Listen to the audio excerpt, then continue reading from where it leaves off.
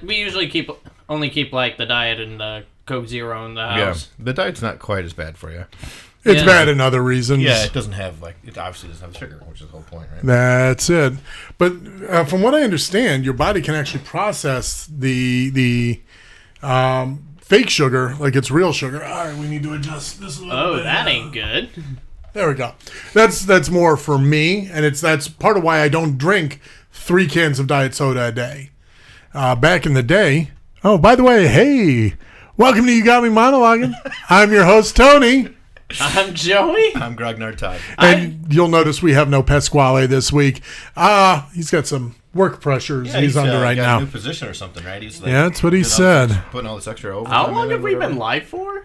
About a couple minutes. Yeah, not even a couple minutes, a couple of seconds. Okay, well, let me clarify. How long have they been able to hear our conversation? You're safe. I was paying attention. Yeah, don't worry. It started when I said. Tell everybody about. Never mind. Yeah, they don't know about your girl problems, man. It's okay. Everybody has them. It's Yeah. all right. It's fine. Yeah. No, so I completely get what you're saying. I will be imbibing on my own. I don't honestly. I pretty much just drink with you. Yeah. You know, it's like the Wednesday night I have a couple of cocktails, and then every once in a while on Friday night while we're D&D'ing or something. Yeah, I'm trying to just cut it down a little bit. Although pandemic drinking has gotten the best of me. Pandemic, and then that leads to pandemic pounds. Yeah. So I gained the COVID-19 and only the COVID-19. I gained. It's after I lost about 30 pounds, and then I gained all those and back. And right. Trying to lose them again. Yeah, I'm back to peak Tony.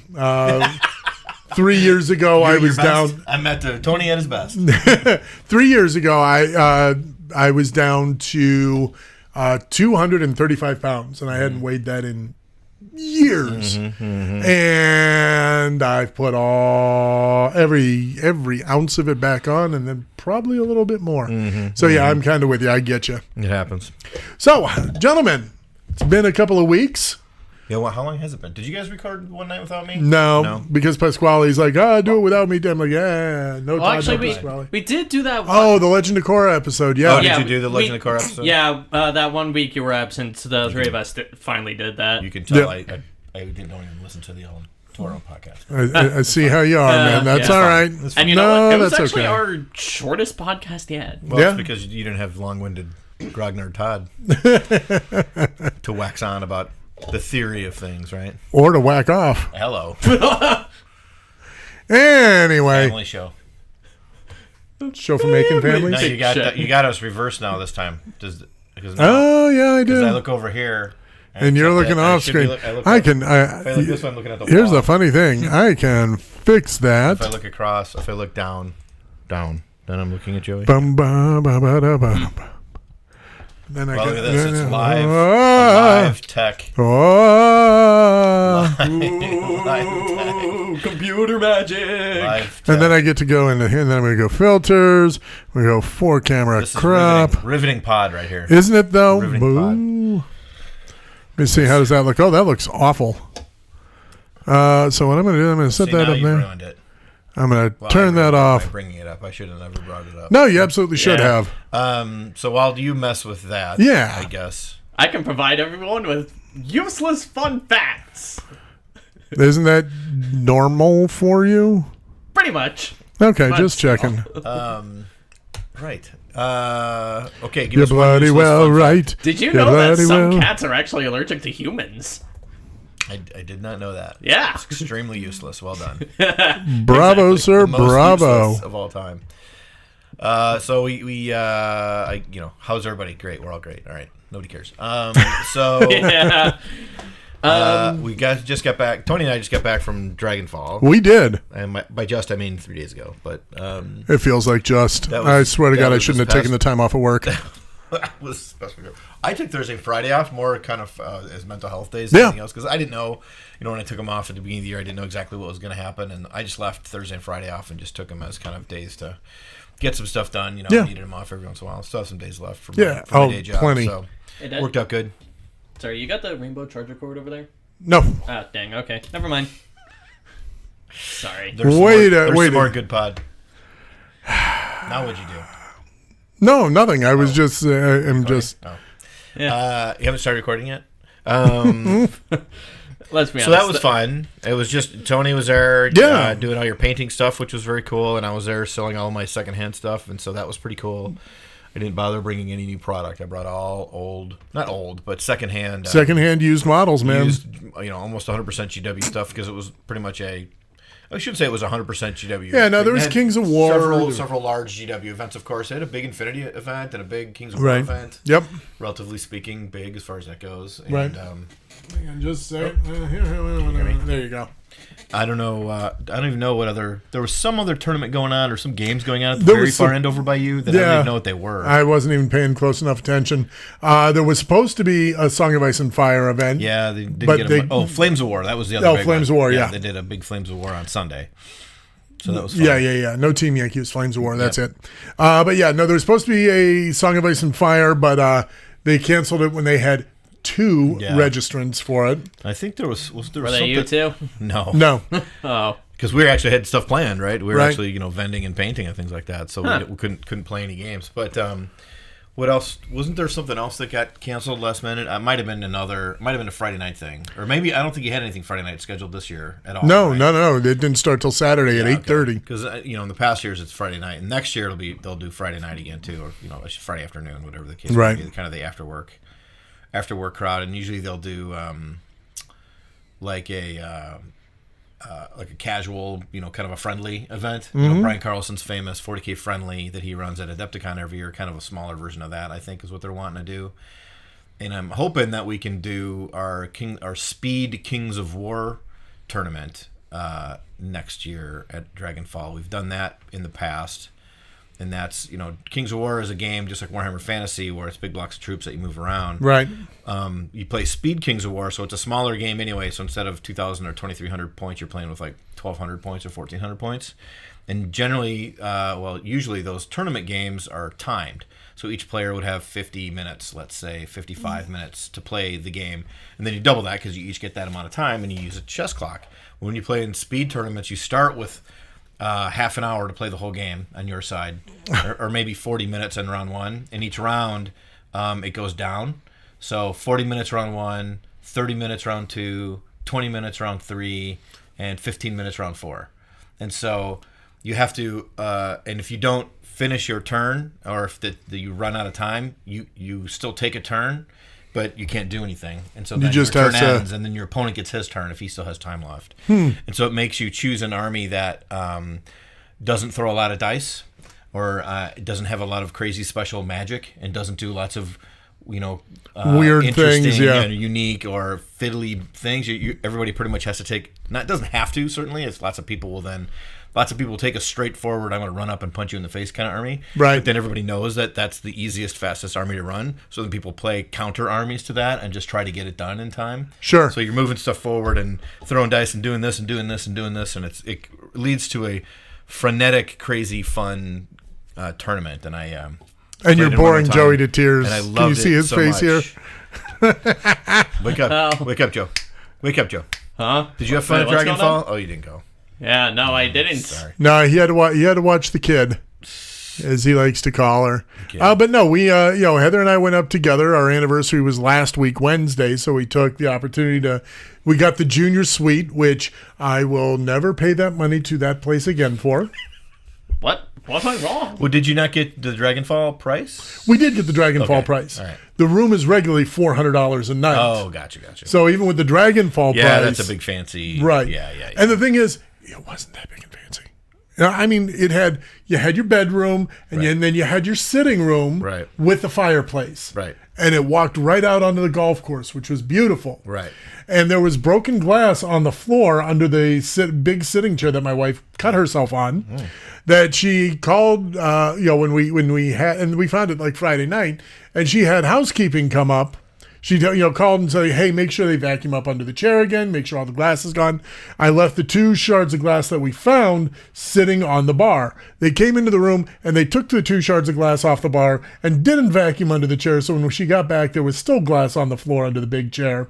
So it's like, what the hell? How did that conversation go? Right. Not Did she call back? Oh, yes. Oh, yes. Oh, yes. Oh, indeed. Yeah, that sounds like mom. Well, deservedly so. Yeah, right. Yeah, Yeah. that's true. I'm just wondering how that glass got there. Someone dropped something. Someone broke something. I'm sure- Like, well, if did it it's- look like a? Did it look like it was from a pane or a glass? Or? No, it might have been like a glass or something because it was curved. So You can imagine, like, people were moving furniture around the room or whatever, and something busted, and they just moved it back and didn't. Yeah, and so nobody would bother to vacuum underneath there. or it was someone in the suite before us was celebrating like we were because they Right. gave us a free bottle of champagne. Sure, right. And we when we collected, we brought a couple of glasses back to the room with us. Sure. Break one of those glasses and sure. Yeah, but they don't bother to. Yeah, yeah, no. That's bad. Yeah, well, it Wow. wasn't good. So we had that go wrong, and then there was weird scheduling with her spa day on Sunday. So they ended up giving her a discount off the spa day, and they gave us our resort fees back, which was like $50 fee, $600 hotel bill.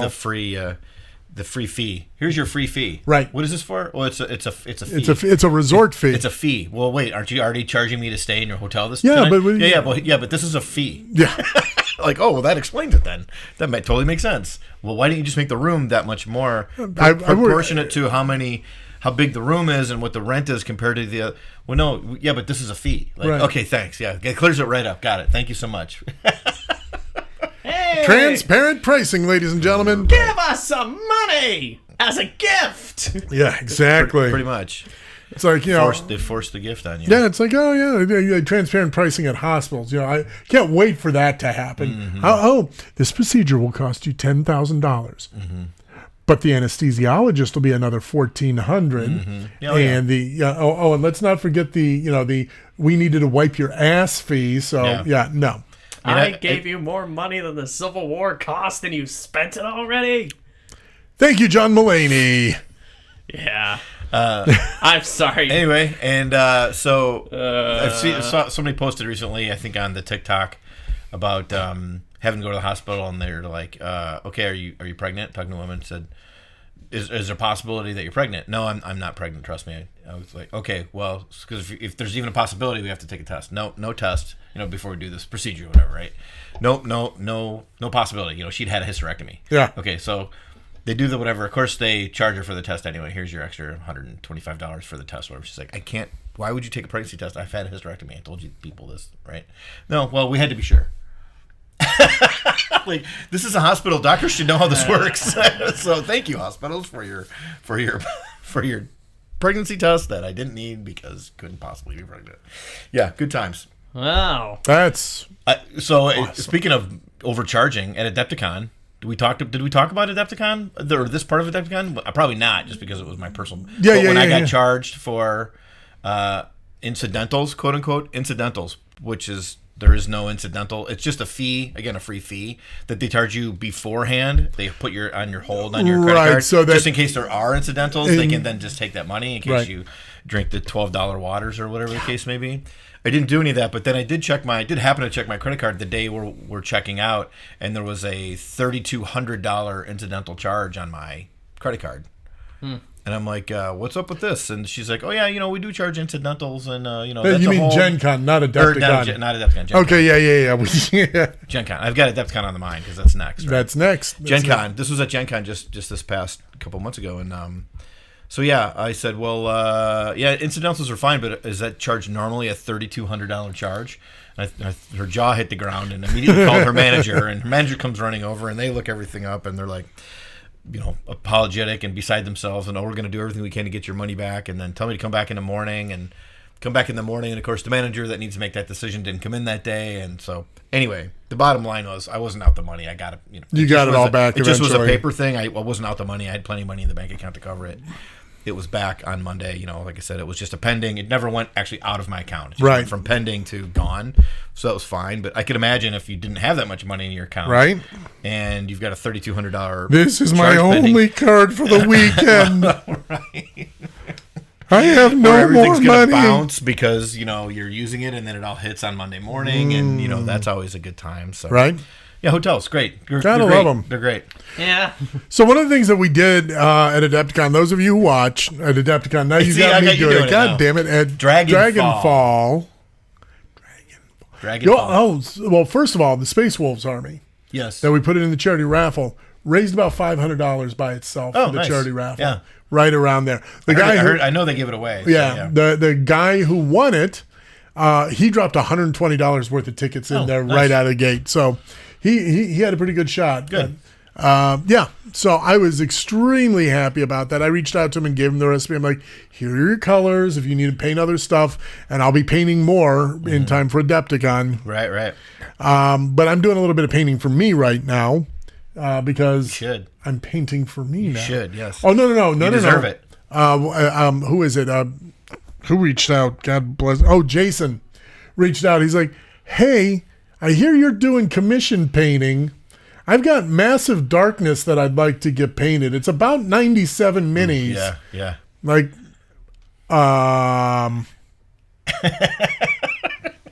See, this is a problem when you make your hobby your job, right? You start making money at your hobby, you start to hate your hobby. Well, and part of me wants to go, hey, you know what? I'll paint it, but 97 minis. I mean, if I charge you $5 a mini, which is way too little, right? That's still $450 at $5 a mini. I'm like, do you really want to pay me that much? Right. I won't say no to the money. Right. But I like you as a friend and don't want you to hate me. So we'll see what comes of that. But right now I'm painting for me. I did some work last night on Carnage on the stream, having some fun with that. He's just about done. I did finish up The Doctor. Edgar Allan Poe? Oh, no. The Doctor. Gave him a nice marble base. For those of you who watched the stream over the weekend, I finished him up. He's going to go out to a friend here shortly. If you want to very nice. Take a look at him. I was admiring him. Wait, I can't hold on do, a second ago. I can't do Did that. you say Edgar Allan Poe? I was joking because he's in black and white. Yes. He looks a little like Edgar Allan Poe. I wouldn't know. I haven't Do seen you know who Edgar Allan Poe is? He wrote The Raven. He did. That's good. Well done. What else did he write? That's all I know, man. The Cask of Amontillado. Amontillado? Oh, he Amontillado, yes. Yes. he wrote that? He did. He did The Raven. He did The Telltale Heart. That's the one he's kind of most famous right. for. I haven't even heard of that one. The Telltale Heart. Oh, you probably have. You just didn't know it. Yeah, it's one of his best. Hound of the Baskervilles? Yeah, no, that's Murder in the Rue Morgue or something. I don't know. He's got a million things. Well, it is Halloween. It is. It's one of those. I've read a lot of them, but for the life of me, can't remember what. I can't remember which ones. Right, and then I read them. Let's see. Well, there's a lot of poetry. Annabelle Lee I read that in school. The Conqueror Worm, Dream Within a Dream, Lenore, the famous Lenore. That's some of his poetry. And then most people are going to be, and like you said, The Raven. But let's see. This is all poems. Anyway, The Fall of House of Usher is another famous. That's a lot of those they made movies out of in the 30s, 40s, and 50s in black and white with Vincent Price as is always in them. He's always in them. You know who Vincent Price is? I think we had that conversation vaguely. The three icons of 40s and 50s horror were Vincent Price and Sir Count Dooku Lee. Christopher Lee. Yeah. And Peter Cushing, Grand Moff Tarkin. And they did everything. You can't forget Bela Lugosi. Because he did everything. Yes. And really, Lon Chaney and then Lon Chaney Jr. Right. were the two kind of universal monster movie guys. They were Frankenstein and the Wolfman. The original movies that came out as the Universal movies. Right. I saw Lon Chaney walking with the Queen. His hair was perfect. Werewolves in London. So very, very Halloween-y. Yeah. Speaking of Halloween. Yes. Since our last podcast, my dad and I and my sister went to go see Halloween Kills in theater. Oh yeah, We'll talk about that in a bit. Halloween. Okay. Yeah, Kills. we're absolutely going to talk about that in a little bit because Halloween is probably my favorite of all the horror franchises. Wow. The original is one of my top 3 horror movies of all time. The original John Carpenter. Yeah, it's really good. The rest of them are hot garbage, but that one is really good. 2018 was awesome. Yeah, Okay. he's not wrong. He's not wrong. He's not. Okay. The one from a couple of years ago was really awesome. I just felt that this It was one good. I felt it was worth watching. I've just never been a Michael Myers fan. Slasher film fan. Anyway, let's wrap up Dragonfall and then we can jump back into that. Yeah, a couple of things that we had going on. First of all, the community stream went really, really well. Yeah. Which what I find hysterical. Okay. Yes. So we had this room full of really, really good painters. Right. All award-winning, including myself. Thank you very much. Oh boy. Yeah, I'm gonna break your arm. Yeah. Okay. Slow Careful clap. the head doesn't get too big. Slow clap. Anyway, so we had Anthony was there, we had Doug Risley was there, we had Ryan, we had JT, we had Eenie Minis, all these great painters. And so when finally towards the end of the weekend, when I finally get Uncle Adam to sit down and paint on the community paint model. Now, first of all, Adam was fantastic. Thank you very much. God bless you. You were awesome to sit and talk with. We are gamers of a certain age. So even though, he started in miniature gaming, you and him are like, you guys are like that. Yeah, we had a long talk today, yesterday. I've talked to him before, obviously. Yeah. We had a long talk at the booth about BattleTech and other old school things. So, right. And his podcast and his app that I can talk about in a little bit as well. Okay. But yeah, I started off as a role player and then a card flopper through the 90s. I was playing CCGs when those were the thing. And then I came to tabletop late. I admit this. But when we got him to paint, so we've got the community paint piece, which turned out really, really well. We got a couple of things we're going to touch up before we give this to Dragonfall to resell. But we had this beautifully big model here. Uncle Adam painted these little red vines. That was his contribution. And he said, I don't want to mess up anyone else's work. Right. I'm like, oh, that's the whole point. I'm like, what was funny was I sat there, I'm like, well, Anthony said to me Sunday morning, he's like, Tony, what have you painted on it? I'm like, all right, fine. So I picked it up and I started highlighting the armor, and then I did I did little bits in here and there. And then when Anthony sits back down, he immediately picks up and he starts working on the armor. I'm like, dude. Like, that's kind of a dick move to do that right in front of me. He's like, oh, I'm just doing some MMM. I'm like, all right, fine. I'll give you the NMM. Just really fast and dirty NMM. All right, fine. You're going to do the non-metallic metal. But the piece turned out really, really good. We're gonna tighten a few things up, clean up the base a little bit. Then it's going to go to Dragonfall with everybody's name, so everyone knows who contributed to it, and then we'll let them raffle that off. Yeah, for sure. In the spring. Cool. And whose idea was that? That was mine. It was inspired by someone reminded me about art school. Back in the day when I was in art school in 19. What they do is they set up a couple of easels, couple of pads, and you sit down and you start sketching or drawing or painting or whatever you're going to do.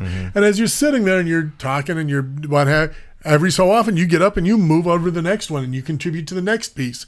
And it's this round robin thing where you get all sorts of different styles and influences and viewpoints all working on the same piece, which was really, really fun. And that's what I loved about this community piece. We started off with this. I mean, this is a Korgorath. Everybody does them in black and red. He's Korn. He's evil, corny. Demi. Right. And the first person to sit down was Eenie Minis, who's another streamer. Right. And she's let's see what we can do with violet and purple. I'm like, okay. So she sat down the skin tone, and then someone go, well, a great compliment to that is going to be jade armor. It's like, oh my God, what are we doing with this? And for a minute, we were all wondering, it's like, what is this going to look like? What is this going to do? Yeah. What have we done? And is that the result? This is the result, yeah. It actually came out really, really sweet. So yeah, I'm looking forward to giving that over to Dragonfall as well. And hopefully we can do something similar for Adepticon when we've got a lot more amazing painters to sit down and talk with. I will do the stream, if we can get, we can get some Wapple action in there, get some Vince Venturella action in there. Made of bones? Yeah, it kind of is. Yeah, it's kind of like a... What is the... I don't even know what the exact lore is, but it looks like it's a person that once was a person, and there's all kinds of other bones and people that were in it, and it's all demoned out. Like he completely exploded into demon or was absorbed by a demon or something. Yeah, and he's made out of... Like his one hand is the skull of some kind of crazy demon thing, and he's got skulls all over him that are like bursting out of his skin, and bones that are bursting out of his spine is bursting out of his back. All right, these weird bone things coming out of his arms, which are scary and creepy. Oh, yeah, that is freaky as hell. All right, so Korgoraths are former denizens of the mortal realm that had been corrupted by Khorne into some of its most destructive monsters. The corruption is so thorough that very little remains of what they once were, and their minds have been utterly consumed by rage and destruction. They only live to feast on living flesh, using their bone-like claws to grapple with their next meal, gorging on the skull and blood of their enemies. Their body bulges with collected skulls of the devoured, and their skin is tinted red with the blood of their foes. So if the demon's name is Khorne, then does that mean all those people who are saying heavy metal is like Yes. Yeah, you knew where I was going. I knew where you were going. Twist. Anyway. But it was a good time. And while we were at Dragonfall, some big news for the channel. Big news. Big news. We've got a sponsor. Why are you whispering? Ooh. Don't whisper. Yeah. No. We got a sponsor. Who's gonna tell you? Elric's Hobbies. They make resin bases. They're based out of Wisconsin. They make resin bases for miniature games. I got a couple that I'm going to be painting up for some Star Wars Legion. But they allow you to give a new dimension to your game by not having to work as hard to decorate and getting an amazing base. You don't have to have all the flocking material and everything else, and they give you such wonderful decorative bases and so many. They give you a great starting point. Right. It's a lot of options, right? Right. So if you're going to do something, you can still add some accents to, if you want to be on a crazy alien world, right? If you're going to be in a fantasy cobblestone world, if you're going to be in a wooden plank, your guys are on a ship or something, and so they've got a wooden plank base. So you've got every kind of possible, concrete and streets, right, and a million different kinds of world terrain that you can be out there that you paint up and then add a little bit of accent to really make your armies look at the same time uniform, because they all have the same. They're all unified. Base. Yep. And original, because you're not going to look like everybody else's army out there because they're sculpted, and then you can add a little bit of accent, and obviously you can paint them any way you want to, right? So. One of my favorite ones that I saw was this. They've got it's diamond plate, but then you've got the chaos magic creeping across it. Mm-hmm. So you got these little raised points that you can trick out with the airbrush, bring some neons into it, so it really looks like you've got this corruption just creeping across. I dug that one a lot. Lots of for every genre, whether it's fantasy or science fiction. They have a lot of bases now, and they're doing more and more of the specific bases for specific armies that you can buy in sets. Yes. So their newest one, they're big into this game called Conquest. Yep. And I think you said they're doing it for Legion as well, yep, right? So you can buy basically a package that has all the exact right base sizes for all of the models that come in the Conquest starter set or that come in the Legion starter set, all the right sizes, and then you can pick a couple different choices what you want those bases to look like, and then for one price, one package, you get enough bases to base all of your guys from the starter set. Yep. And that's a great idea. I mean, it really is a great way to identify your army, and kind of everybody's got stormtroopers, right? Stormtroopers are all white and they all look like this, right? But if you've got a unique base on yours are going to look a little bit different. You're going to stand out. Stand out a little bit, yeah. So I really I've known those guys forever. Steve and Tony have been doing it forever. Very sadly, Tony passed away this past year. And Steve, for a while there, didn't know if he was going to keep it going or not. But You're telling me my dad's been a ghost for the past he's been a while? ghost. Yeah, Tony's been a ghost. But he Explains. Steve decided to keep it going and has really gone. He could have easily gone one way or the other.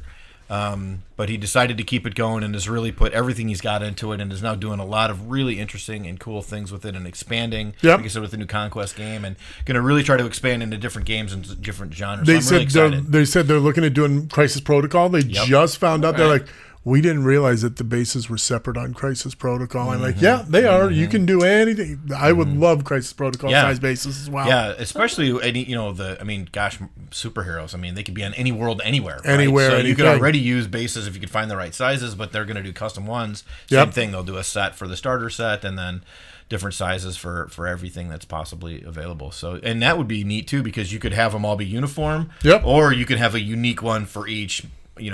Hero, right? Because of course the heroes could be anywhere in the multiverse. And Yep. So you could do unique base for each individual hero too. Ooh, maybe you could make a Sakaar base and do a Planet Hulk mini. That would be awesome. And with the rumors that we may be getting Planet Hulk as a movie or World War Hulk as a movie, Yeah.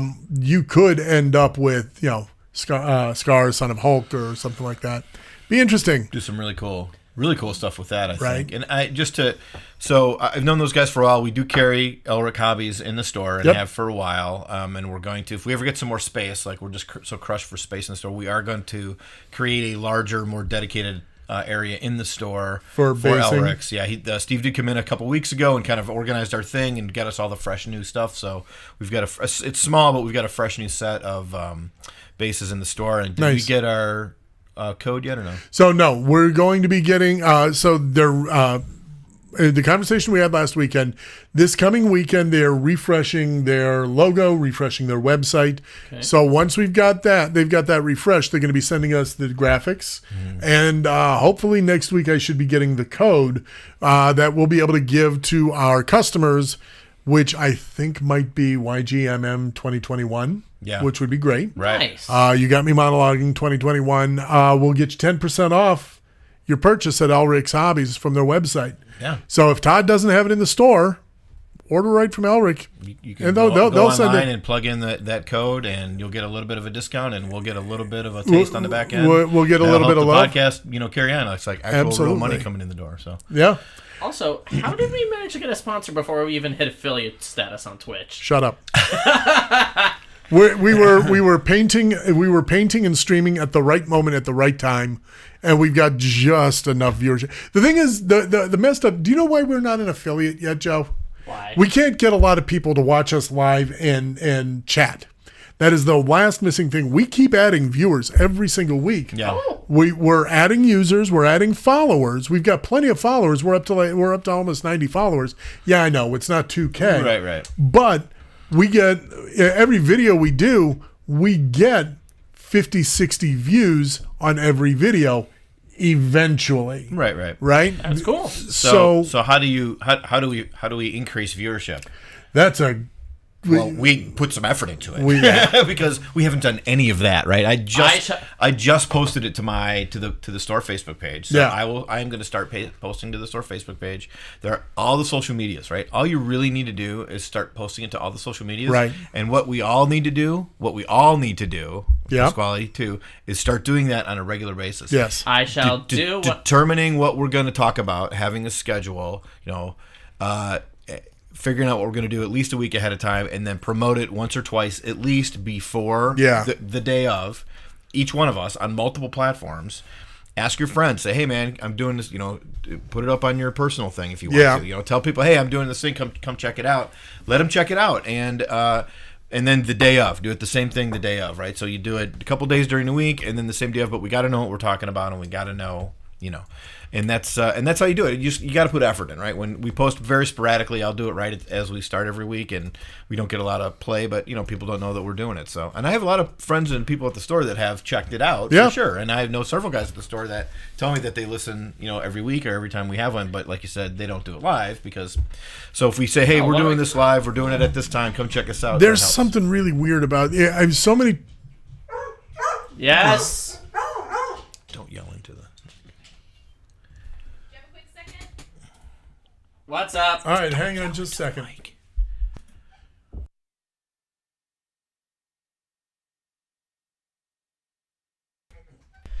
So sorry, ladies. We'll be right back. I'll be right back. We need to like get one of those screen. You're not muted. Yeah, I know.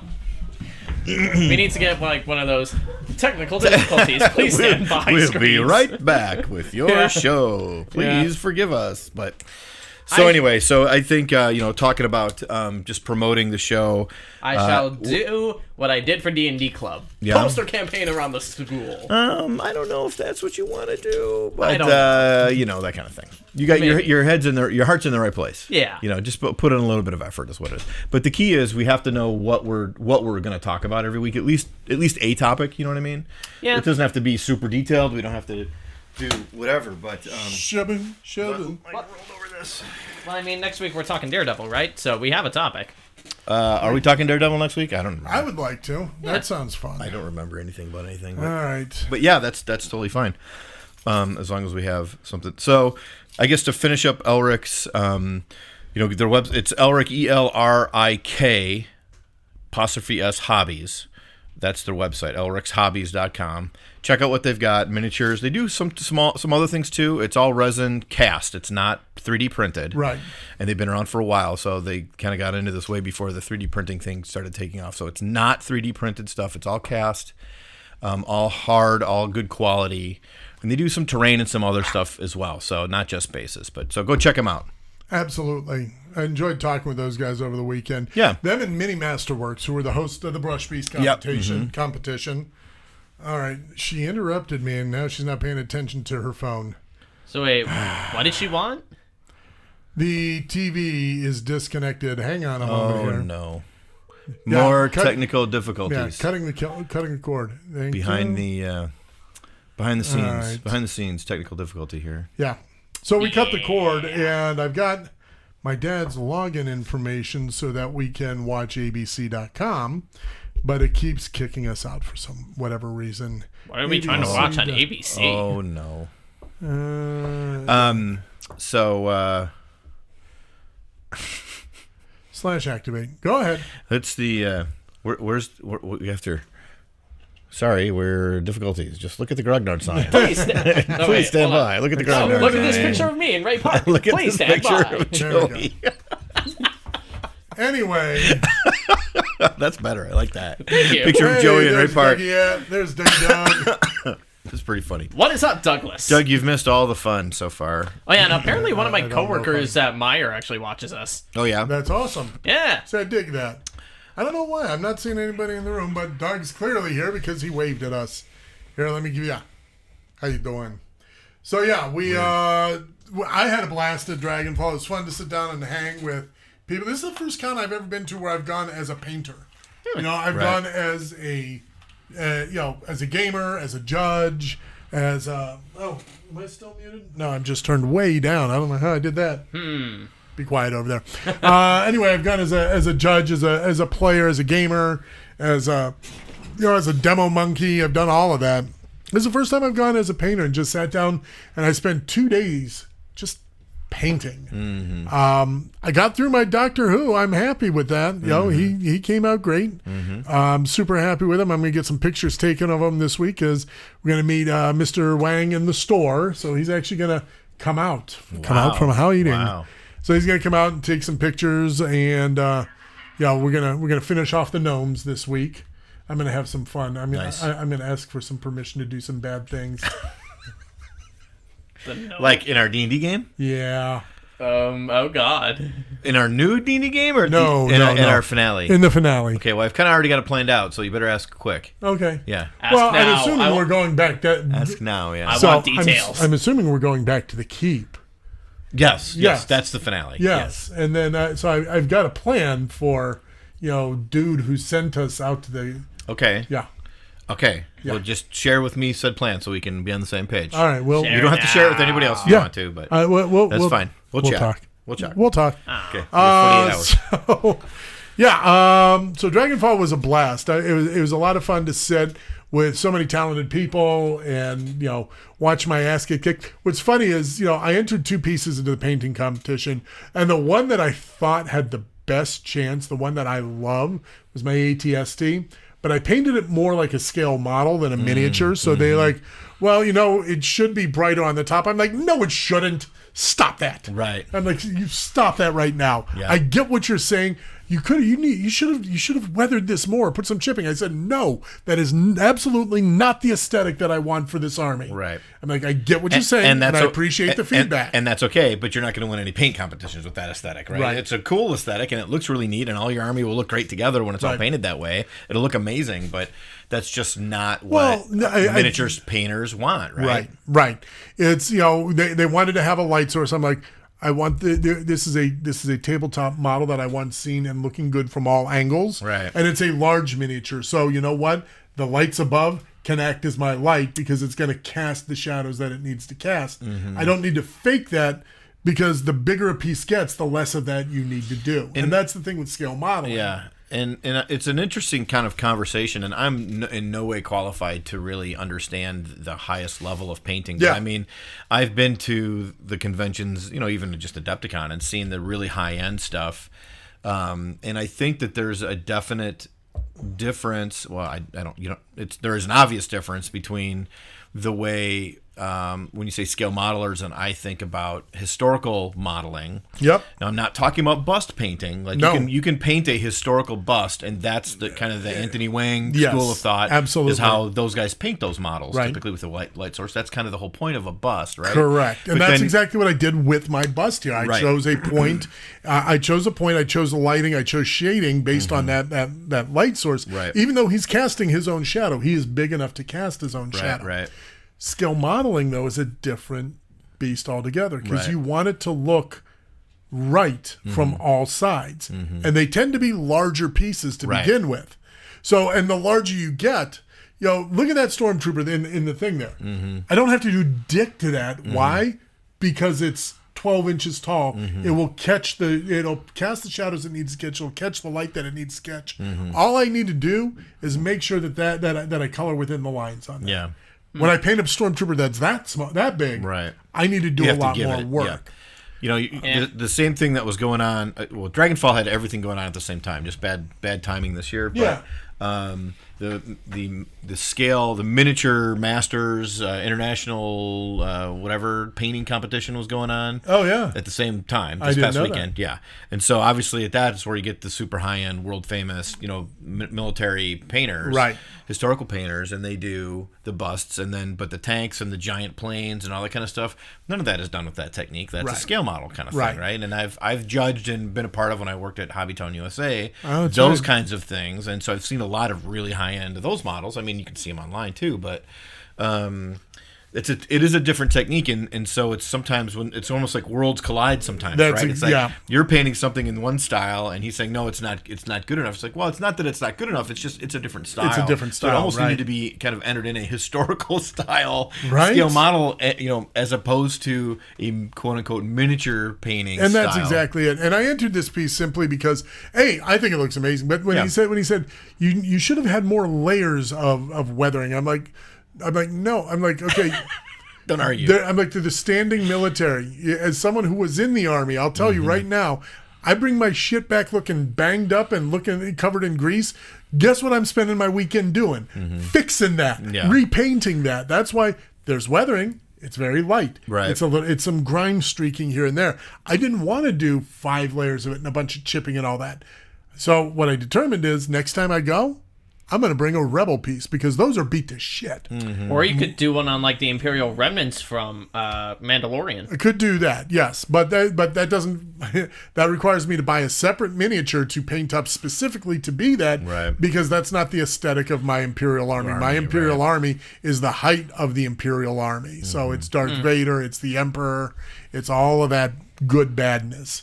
But the piece that I entered that I thought I had no shot because there were 12 entrants in the single mini field, and there was a lot of gorgeous stuff. Yeah, there was some good stuff. And I put my Kingpin in there because that's my favorite face of mine that I've ever painted, and somehow my name got called for third place, and I am still I'm flabbergasted by it. I really am. We can tell.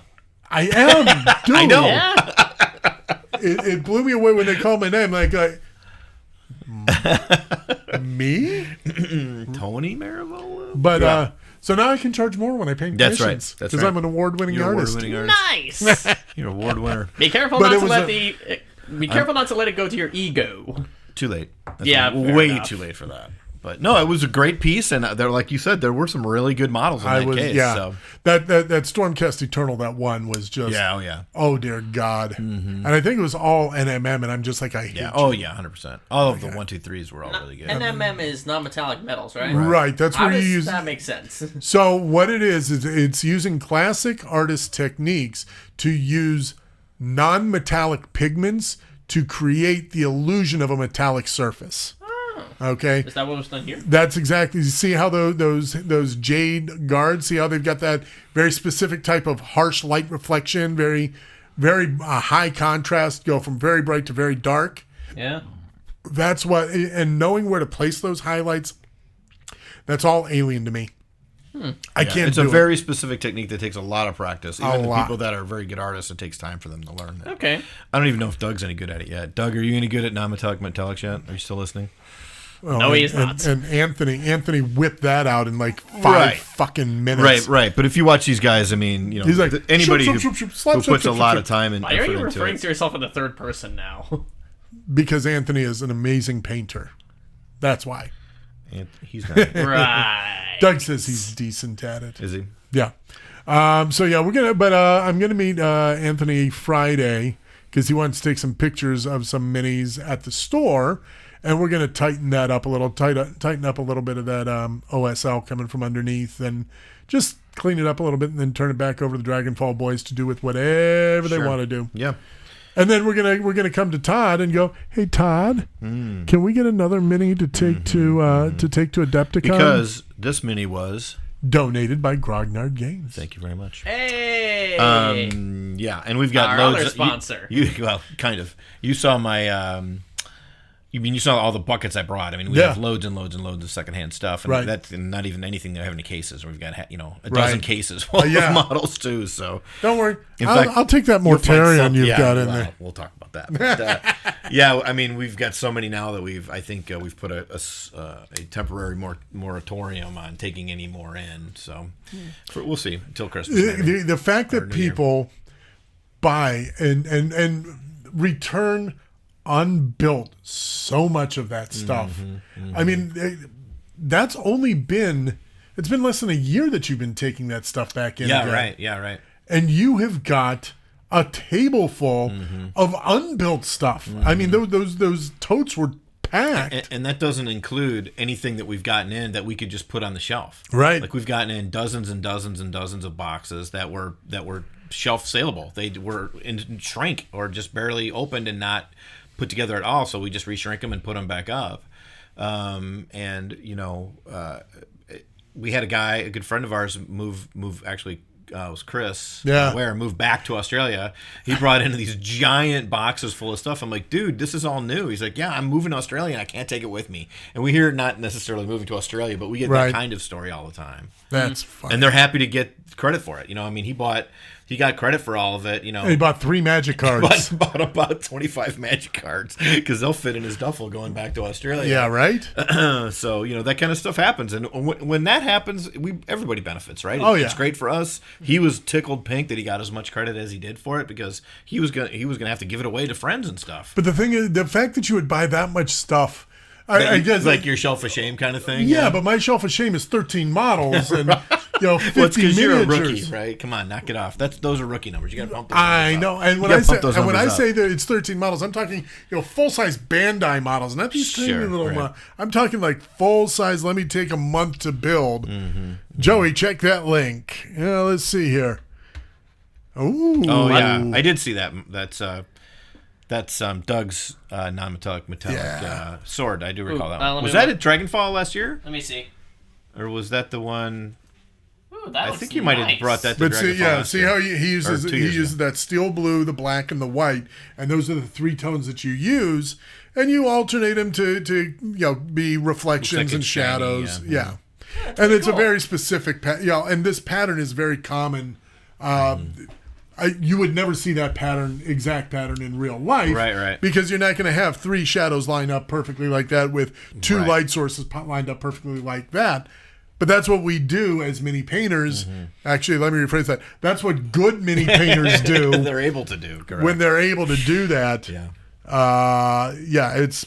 That's just amazing. I had a conversation years and years ago, which I may have brought it up before, but about a guy that was a scale modeler, and he was painting like a piece of terrain one time, and using all of his scale model stuff like powders and regular paints and airbrushes and all kinds of stuff. Yep. He painted up this piece of terrain and it looked great. And he's like, "What do you think?" I said, "I think it looks great. The problem is it's a bit too real." And he's like, "What do you mean?" I says, "It looks like that looks like dirt and that Right. looks like a castle wall." And he's like, "Well, yeah, that's what they are." I'm like, "Right, but go look at the terrain that we use for 40K." Right. And at the time, it was a much younger crowd, but in general, I call it hyper-realism, right? So Right. you've got this hyper-real, super shiny light source, dirt looking, it's all highlighted and dry brushed, and very specific colors are used, and he made it look like dirt. Like, well, when you're painting a scale model, when you got a tank and it's sitting on a big mound of dirt, you want the dirt to look like a big mound of dirt. You don't want it to look like some sort of weird highlighted hyper real 40K choreograph, right? You want it Right. to look like freaking dirt, because Right. that's what it is. So he couldn't understand the why you would want to paint something hyper real as opposed to real, which is kind of a funny perspective. Yeah. because that's where he came from. That was his world. Yeah, was military stuff. they're not looking to pull those hyper highlights.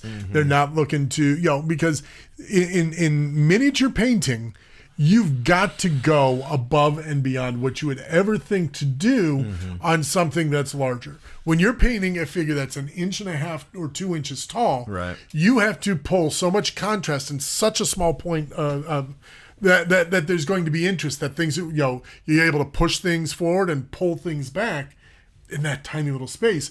Whereas when you do a scale model, my AT-AT over there or my Star Destroyer over there, I don't need to pull all of those tricks. Right. I do stuff on scale models like I did on my ATST. What I did was I put black around all of the panels, white in the center of the panel. Why? Because when I put my light gray over the top, that provided me with shadows and highlights in there. And it gave me some automatic panel lining and all this Right. other stuff. But those are scaled model techniques. They're not mini techniques. I understand where Anthony was coming from on that. I really do. And I'm not going to cry about losing that, because the model that won was Which one? It was that white lion. Oh yeah. That was that was one of Enie's, and it was just spectacular. Spectacular. Spectacular. Yeah, it So, was for sure. well, the fact that the only thing that hurt was coming in 4 out of 4. Oh no. That's all right. What happened? The other 3 models were phenomenal. Yeah. That's what it was. Yeah. And the one model, the 2 of them were demons that were spectacular. The one model that I should have had a chance was another Legion model, but he followed all the mini painting rules, whereas I followed the scale model rules. So, Right. of course, it's like, oh, see, this is a lighter gray than this is. I'm like, Right. but they're not. Stop it, Anthony. Stop that. Yeah. Stop that now. That's his world. He can't help it. Oh, I know. Anyway, so that was Dragonfall. That was Dragonfall.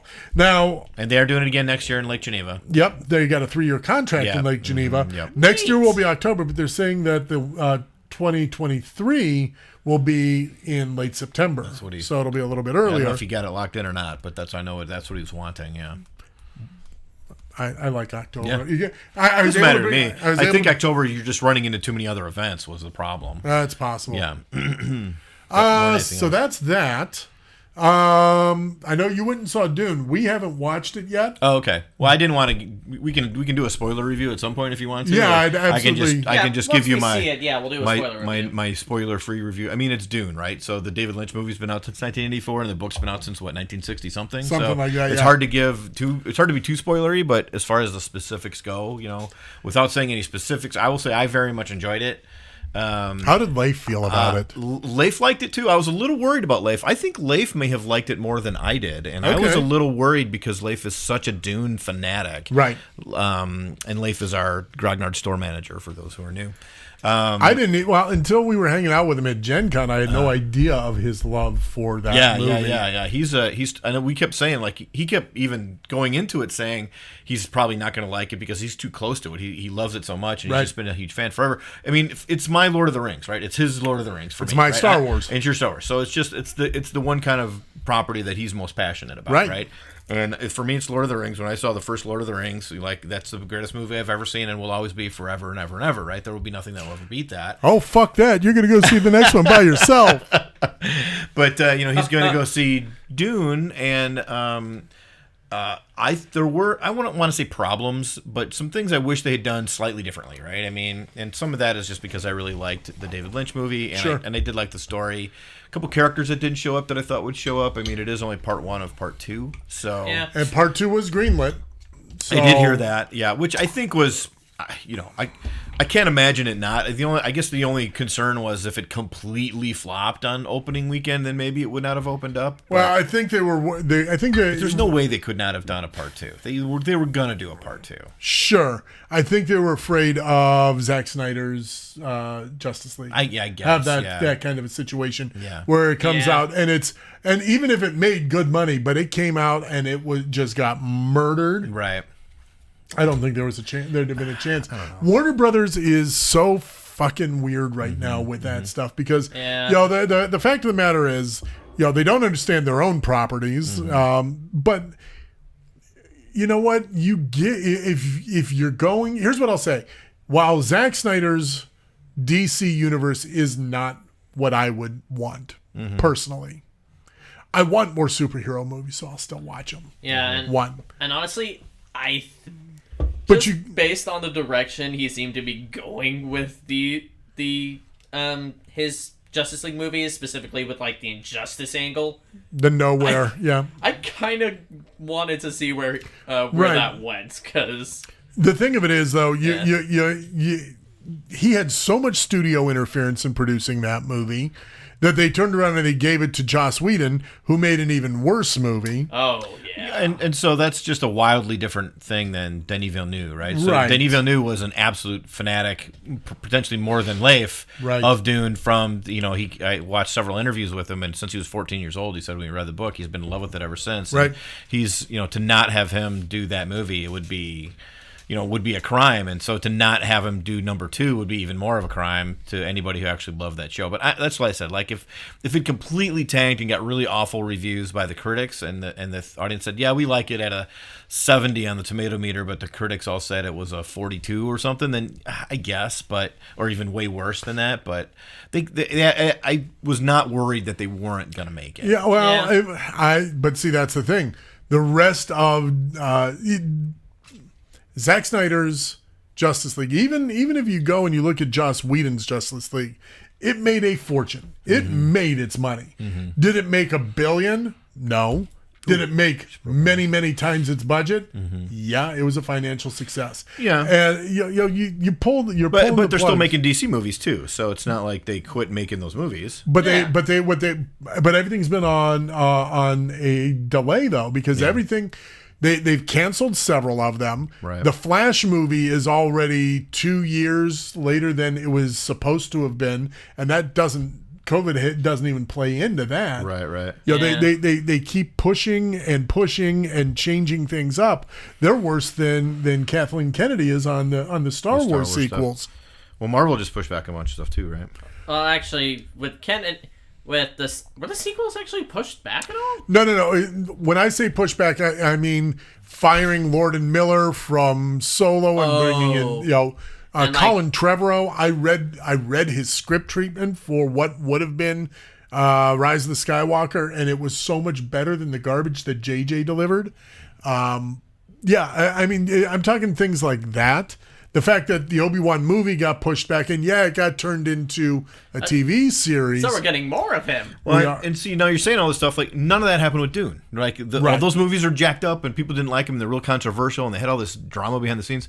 None of that happened with Dune. Well, Denis Villeneuve got the movie. It was his movie to start with. It was his movie from start to finish. He cast it. He did everything. Oh, no, but what I'm saying is if it underperformed, right? If it even if it made money but underperformed on the ratings, that's what studios are being fucking weird about this shit. They could have said, why The Last Man? Mm-hmm. Not even done with the first season, and Hulu's going, see ya. Thanks. Yeah. We don't need a second season of this, and the show is fucking great. And yet they kept going with Game of Thrones until the very end. Game of Thrones didn't peter out until the last 2 seasons. Yeah, and it still had the viewership, though. Right. Yeah. But it had 6 seasons of great viewership, and so we were stuck at that point. We couldn't not watch. We had to watch the end. Like we were committed. Like we had to. We were all in for a penny and for a pound. It's like I gotta watch. I don't care how bad this season has sucked. I gotta watch the end to see how it ends. Yeah, that's the sunk cost fallacy. Yeah. Basically, I've sunk too much time into this to not finish it. Right.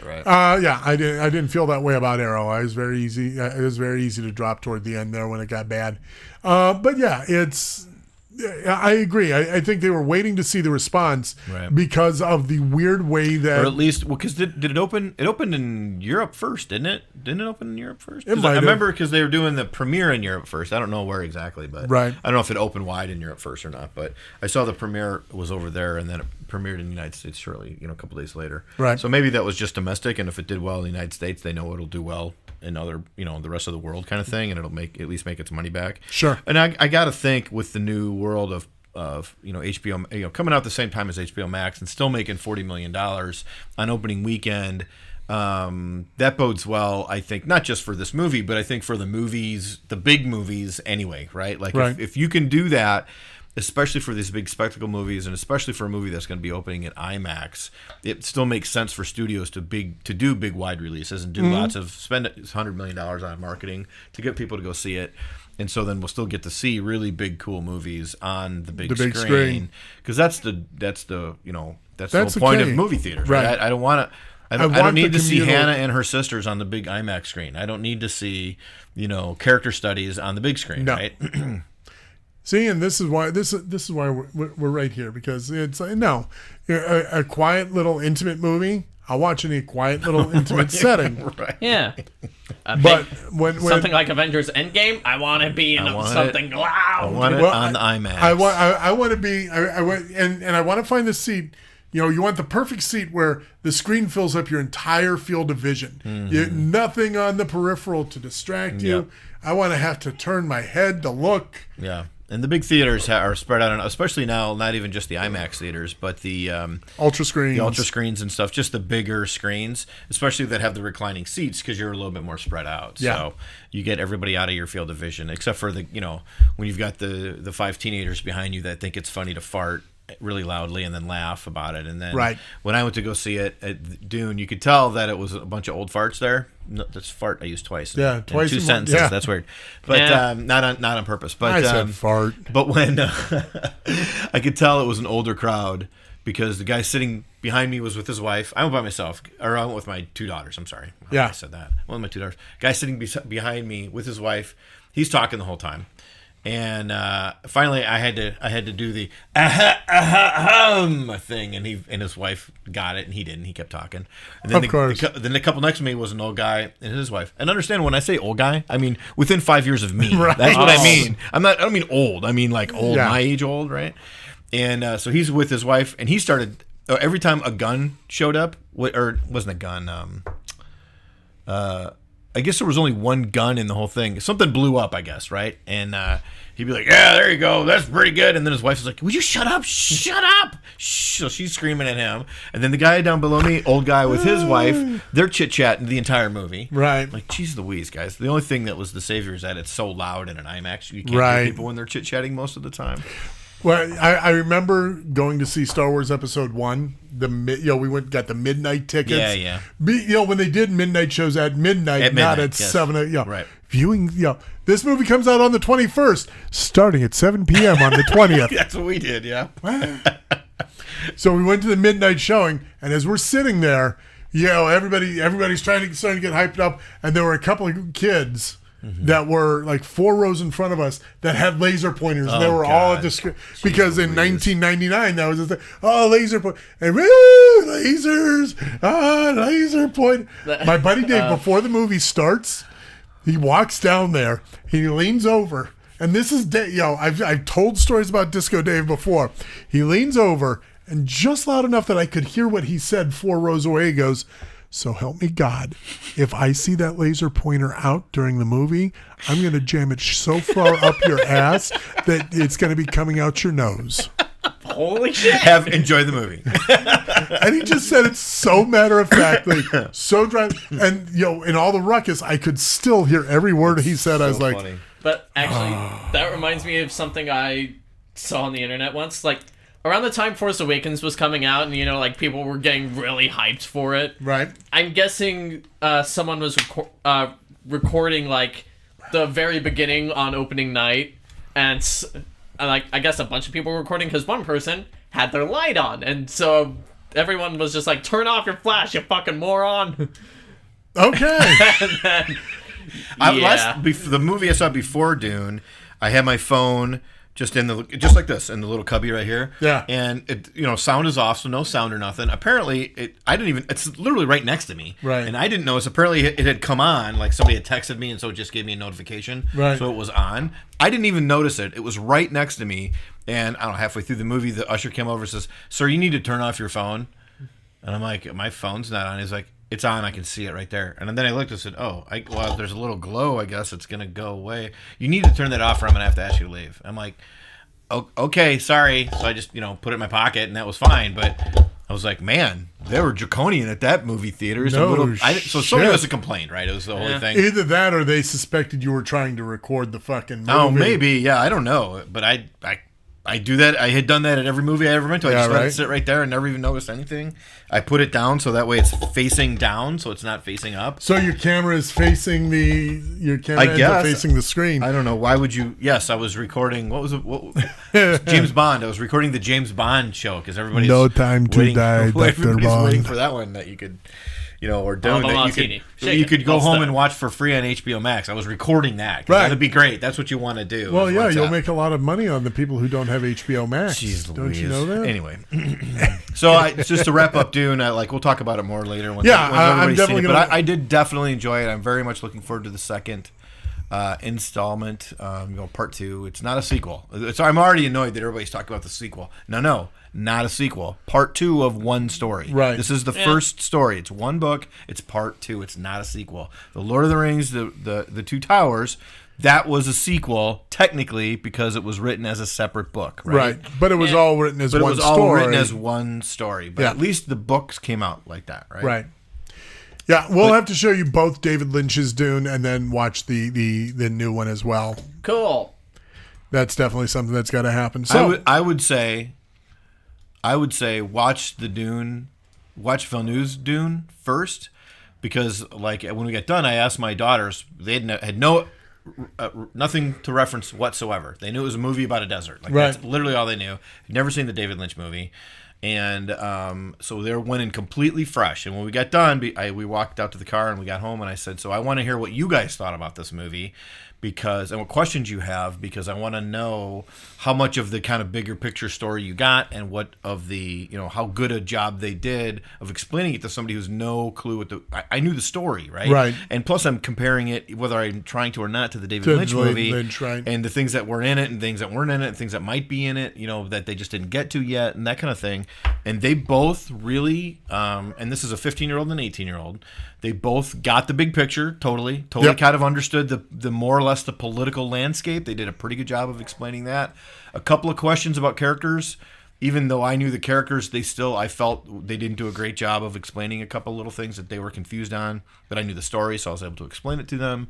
Okay. And then the very beginning, kind of a little bit of the world building was a little bit, confusing isn't even fair. It wasn't even that confusing. It's just seems a little disjointed, and so A couple little other specifics that I explained to, but overall they really got it, which I thought was a great sign that, and they're not even science fiction fans. Like their science fiction fandom is Star Wars and Marvel stuff. Like that's it. That's all their science fiction really gets into. They read Percy and the Magnificent Percy Jackson. Lightning Bolt Boy or whatever he was. Percy Jackson, the Lightning Thief. Yes, that guy. So that's pretty much the extent of their.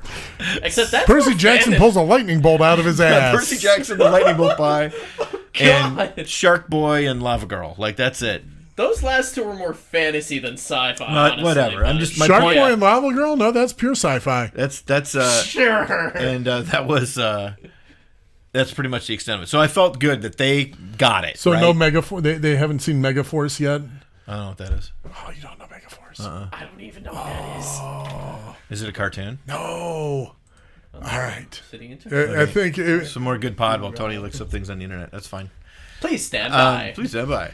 But anyway, so we can leave Dune there and we can talk about it more Yes.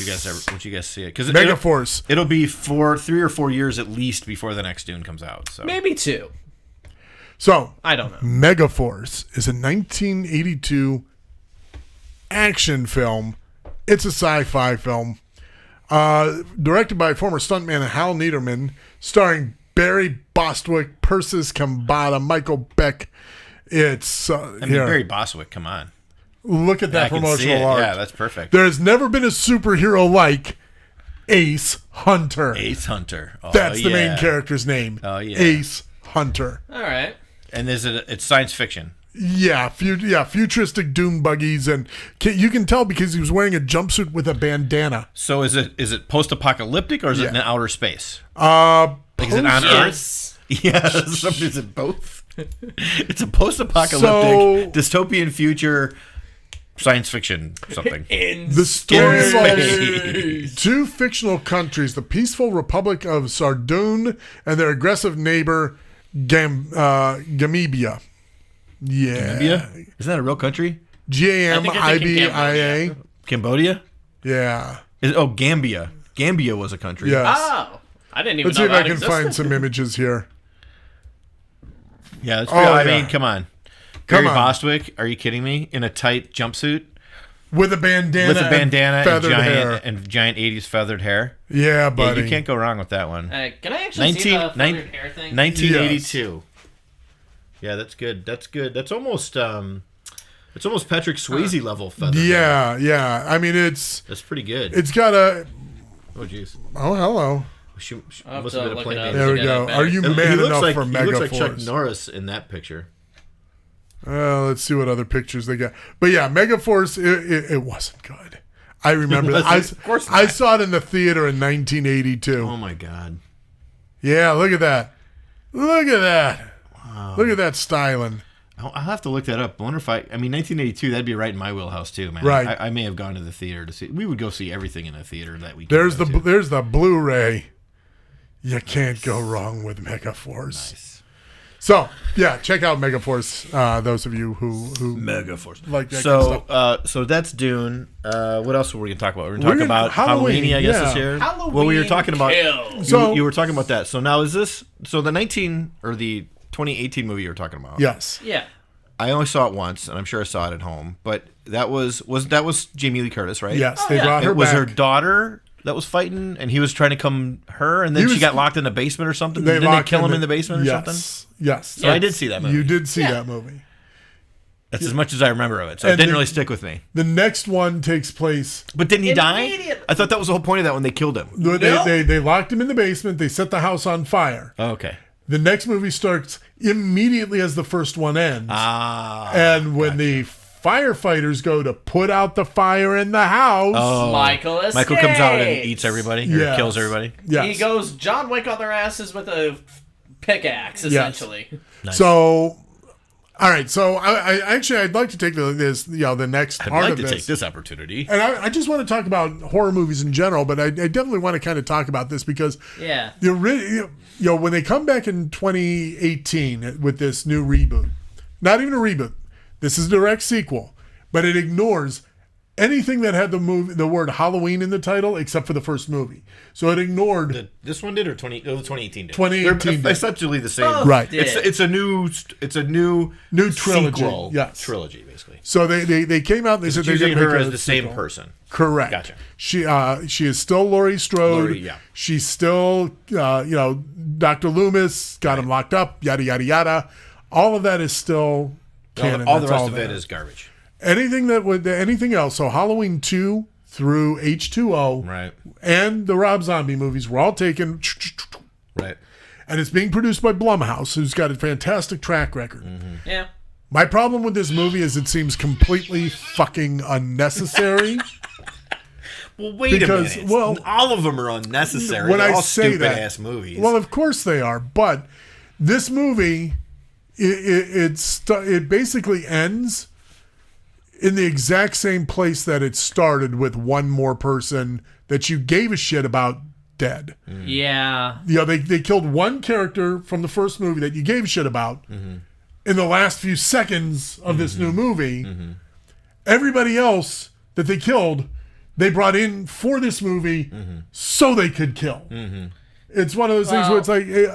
There were also some other characters from 2018 were in the movie that also died. Well, okay, but no one that you gave a shit about. I mean, I kind of gave a shit about, like, let's see, who's the dude? Laurie's granddaughter was, like, the couple's costume thing. Yeah, her boyfriend at the time, right? But he was a dick in the first movie. Yeah. He vanished in the second half of it. Nobody gave a shit about him. That's how much of a dick he was in the first movie. That when he just disappeared, you're like, Michael's gonna eat him somewhere. And, but when he didn't, it's like we didn't care. We didn't care that he disappeared. Right. He was. So the only people you cared about were Laurie, her daughter, her granddaughter. That's it. Yeah, I guess. And the cop who was killed in the first one, but he was actually rescued behind the scenes. You didn't see it happen. Someone rescued him, so he survived. And it was the boyfriend character. You're not really telling me a good story here. That I should go see these movies. This one, I'm going to say no. I did not like honestly, this. it sucks because it had an interesting concept. Now, instead of going like the typical horror movie route with having like, oh, the big monster dude is hunting after us, we have to try and run away and defend ourselves. No. Now the entire town of Haddonfield is actually going on the offensive against Michael, like splitting into groups, getting weapons, ready to kill him. And that was actually the most interesting part about it. But it was... And there was a theme of the mob mentality going awry. Yeah. That was interesting, and I thought poorly executed and didn't need to be there. That's why I said, it's so disappointing because Halloween is probably one of my top 3 favorite horror movies of all time. Actually might even be top 2. I don't know. Maybe that, The Thing, and Alien. Top 3 horror movies. And it's so disappointing because I did love...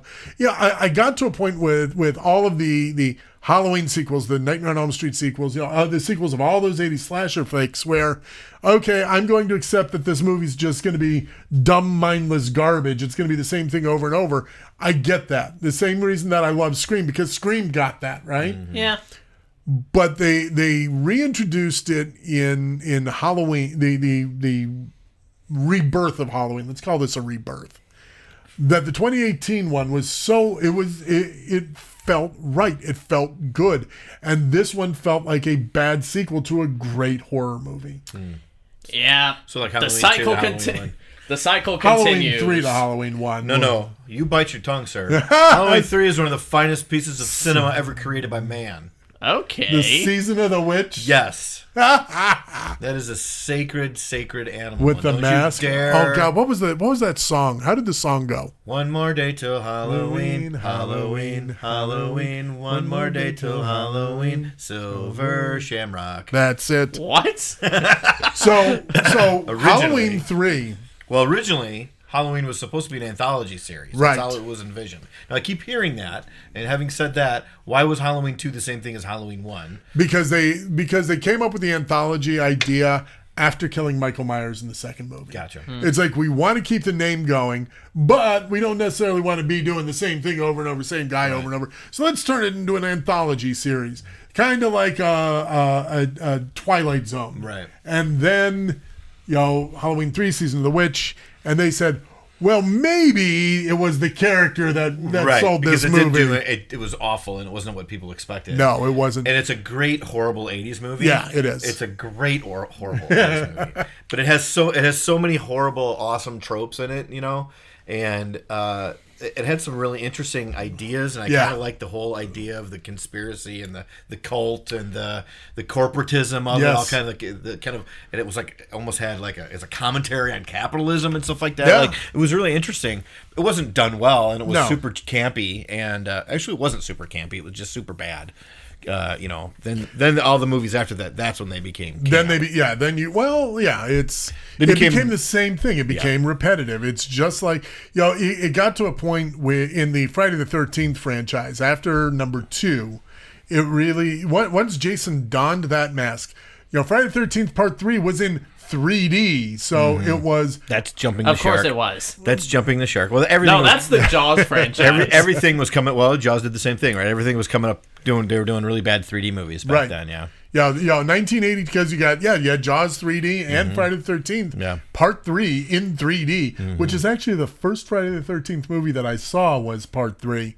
But so of course they're doing every kind of trick that they can for it's like at one point he launches a crossbow and the bolt comes right into the camera. Ah!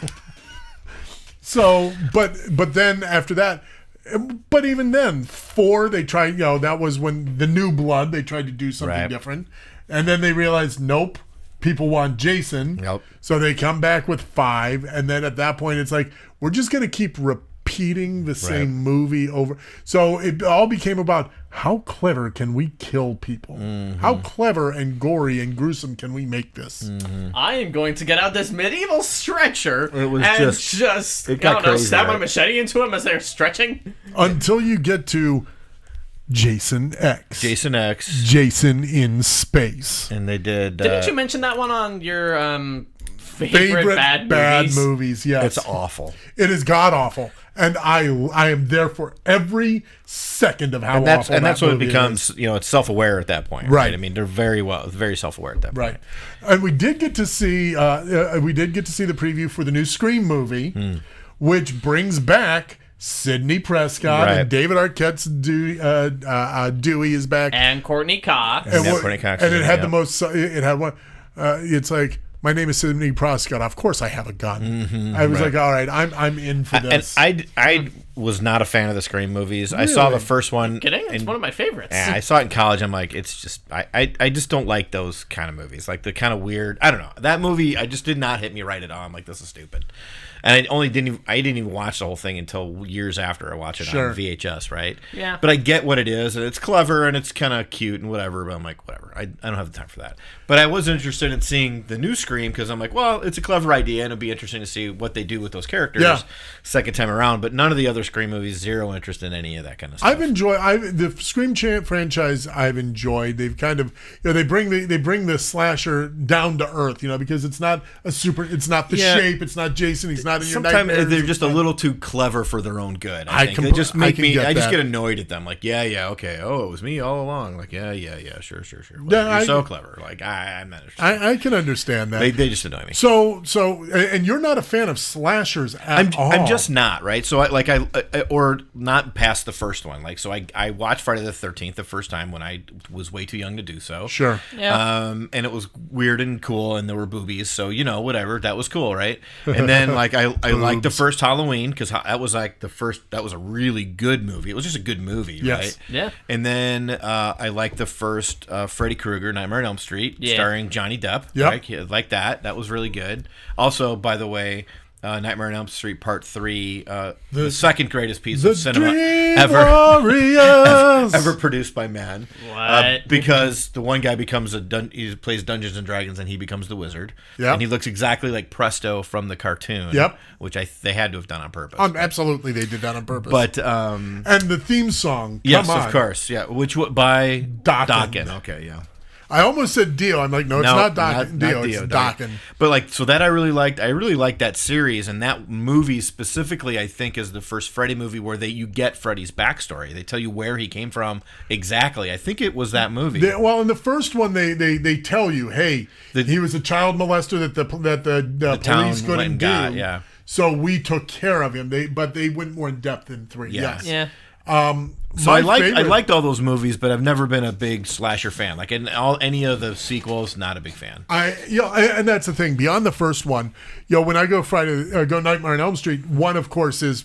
Yeah. My next favorite one is New Nightmare, because that's the one where they made it truly scary again, because this is Robert Englund as Robert Englund, and this is Heather Langenkamp as Heather Langenkamp, and Freddy is this supernatural force that's invading their real world. Right. And I went, that's fucking clever. That's pretty crazy, yeah. I'm like, that is a clever take and a clever way to bring I did see that one, too, yeah. I like that one. I will watch them all. I've watched all. I watched Freddy versus Jason. That's terrible. I watched, I will watch them all. I watched all 10. In Jason Takes Manhattan, Jason gets on somehow a ferry in the Midwest takes them to Manhattan. Right. I don't know how you that just happens. get on the ferry, Tony. That's right. And Jason ends up Ferry Tony just killing people in Manhattan. And it's got one of my favorite kills of all time, because kid's a Golden Gloves boxer. He's young. And I got you. He's just punching Jason. And Jason just The guy punch. And he punches himself out. He goes, all right, do your best. And Jason just goes, boom, and his head pops off. Oh! Punches his head off. Punches his head off with a single uppercut. Please tell me the spine was attached. No, the spine was not attached. It was just the head goes, whoo! It's like, okay. That's the only way it could have been made cornier is if it went through a basketball hoop. Fucking hysterical is what that was. It Or was. There's and the 80s were chock full of those. I would say the other series that we have to mention is Hellraiser. Hellraiser. Yeah. That I've never seen. The first one is good and creepy. It didn't age very well, but it's creepy. The second one was actually really creepy too. Any further, they're awful. But they're all just. Hellraiser's a whole nother level. The slashers, it's like, that's some gore, and that's, hey, I'm gonna kill. The fucking Cenobites themselves, the design of the Cenobites is so fucking brilliant. Right. The one, and I've told this story before, I'm going to tell it again, horror convention, when the woman buying her 2-year-old an action figure buys him the Barbie Cenobite. Now, it's called Barbie because it's this fat thing with its face wrapped in barbed wire, all the way around, decked out in leather, with its chest opened up like for an autopsy. Mm-hmm. It's a very family-friendly piece. And she's buying this for her 2-year-old, 3-year-old. Sure, here you go, honey. Yeah. Maybe it's just because it had Barbie in the name. She thought, like that popular knew what toy. she was No. Okay. So Joey doesn't remember this story, so you get the whole thing. She's shopping for action figures. She's looking at the 30 Days of Night figures, and I said, no. I'm like, we've got the extra bloody variants if you're interested in them. I just got them back here. She goes, oh, no. He already has all of them. I'm thinking she's talking about her boyfriend. No. She's talking about her child. Mm-hmm. She buys him this. We had it marked down because the package was wrecked. Okay, you're buying him a Cenobite. And then someone stalked by the booth dressed as Jason, and she turns to this 2-year-old and goes, hey, honey, who's that? Who is that? Who is that? Like I would have done if we had seen Elmo for you. She's doing this for Jason Voorhees. I'm like, she's trying to raise a fucking serial killer. I swear to God. It's official. Childhood innocence is dead. You're growing them. Yeah, you're breeding them. I do get a weird pleasure watching the quote-unquote straight-to-video versions of Hellraiser. Yeah. Because they're always usually like 72 minutes long. They're all only available on HBO or Cinemax or whatever. And and even going back 10 years or more now. And they've recast Pinhead. Right. That's and they might have even Pinhead comes from. Yes. They might have even brought the original Pinhead back for one. I don't know, but all of those movies, they're horribly acted, they're horribly scripted, they're awful movies. But everyone seems to have some little weird, interesting thing that's in it. Well, that's because they're all very twisted and like you said, the best word for it is Right. interesting. Right. There's one little interesting thing in each one, and sometimes it's a little bit longer, but it's just so horribly acted and so horribly scripted, Right. That they're never good, but they're interesting and awful and a guilty pleasure for me to watch the old one. But the original two, I think, are pretty good. They're creepy and scary and gross and like just a lot of implied weirdness with the whole "I'll take you to hell" and "this is what's coming out of hell." Or like, I don't want to go there. That looks bad. It's very creepy and very scary. They don't have. You don't need the jump scares. It is just exactly. It is a genuine. I'm watching this and I'm just creeped the fuck out by what I'm there's seeing. There's plenty here. of blood and gore, right? Frank manifesting out of nothing, out of the pit of blood, whatever. yeah. That's super gross and super gory, and there's plenty of that in those, and the chains ripping everybody apart all the time. There's plenty of gore in it, but the implied weirdness and scariness, which reminds me always of I think the movie Event Horizon is kind of the love that movie. So underrated. It's kind of the spiritual successor to Hellraiser, right? It's kind of Hellraiser in space. Right. Wait, wasn't Event Horizon Paul W.S. Anderson? It might have been. I can look it up. Well, go ahead. But anyway, so that's space horror. There's a lot of movies in kind of the space horror genre, like Aliens is obviously in the space horror genre, or Alien is in the space horror genre. You can't call Aliens a horror movie to my mind, but you can call Alien a horror movie. It's a space horror movie, but it's kind of something. I would say Alien's an space action. Right. I would agree. Yeah, I would say it's definitely an action thriller, almost monster movie more than anything else. Right. Yeah. It's a monster movie, whereas Alien is a horror monster genuinely movie. horror, genuinely a scary movie. The still my favorite moment in that movie is when it gets Dallas in the vents, and they're because that whole other than obviously Kane, the chest burster, which was so out of left field the first time you saw it, is like what? Yeah. But the moment that Lambert's there, she's like, it's right there. She's screaming and crying, and Ripley's screaming, get out of there, get out of there. It's right on top of you. And he looks up, and you get that 1/2 second frame of the alien going, rah! And it cuts to static. Right. It was just, it was a master class in suspense horror. Right. You didn't see the alien ripping people apart in that movie. Right. It wasn't, you didn't see the alien, other than, Kane's chest exploding. I will grant you that. Yeah. Sure. So Joey, what's your favorite horror movie? Honestly, at this point, now, it's actually Halloween 2018, but, before then... Even more so than the original Halloween. Honestly, yeah, but that's because, it is dated a little bit. The original Halloween was, It's really not. Well... That one was mainly, more of a suspense piece, meanwhile... Exactly. Everything... All right, so right now... But you're viewing it because you've seen everything between then and now. No. Even if that's the only one... Yes, you have seen everything between then and now. Don't tell me you haven't seen everything between now and then. That's not why I'm saying that, no. And you've got the nostalgia bug a little bit. It's not even the nostalgia bug, because here's one of the greatest things about the original Halloween. How much blood did you see in the original Halloween? I don't know, a little. None. And go watch the movies that made us just released a new season, and it covers Nightmare on Elm Street, Friday the 13th, and Tony, Halloween. people can disagree with you. It's okay. No, not on this. This is the one place that I'm on this. I'm absolutely correct. It's invalid. That's correct. That's all right. There are people who don't like Lord of the Rings, and they're just I respect your opinion, even though it's wrong. Yeah, she's just wrong. All right, so what is it about 2018 that you like over 78? To be honest, it's actually mainly the brutality that Michael just brings to the table in this one. In the first one, a lot of it is the stalking, and yes, he can't.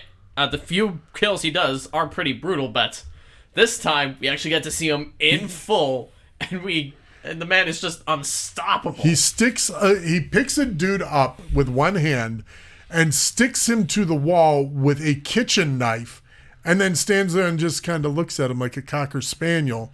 And that's not brutal? That's pretty brutal, dude. Yeah, but also in the new one, he literally just shoves a knife through a lady's neck in one scene. No effort required. I see no difference, but whatever. It's fine. All right. Okay. Yeah, There are worse things you could have said as your favorite horror movie. Yeah, but but I've like- got to show you some of the bad ones too. I got to show you like Prom Night. I got to show you My Bloody Valentine. You've got to see Sleepaway. Got to show him Sleepaway. But There's the ones podcasts I listen to talks about movies. They talked about Hotel Hell was one they just did, okay. which is same genre, same thing, Right. And it's very much Chainsaw Massacre. Sure. So it's a deranged family living next to this hotel or in the basement of this hotel, and of course it's Hotel Hello. But when they people pull up, the O is gone out, so it's Hotel Hell, right? Yeah. So Right. that kind of movie. There's so many of those, like Texas Chainsaw Massacre. And the first Texas Chainsaw Massacre was very 70s and very did that weird. one have Leatherface? Yes, that's Leatherface.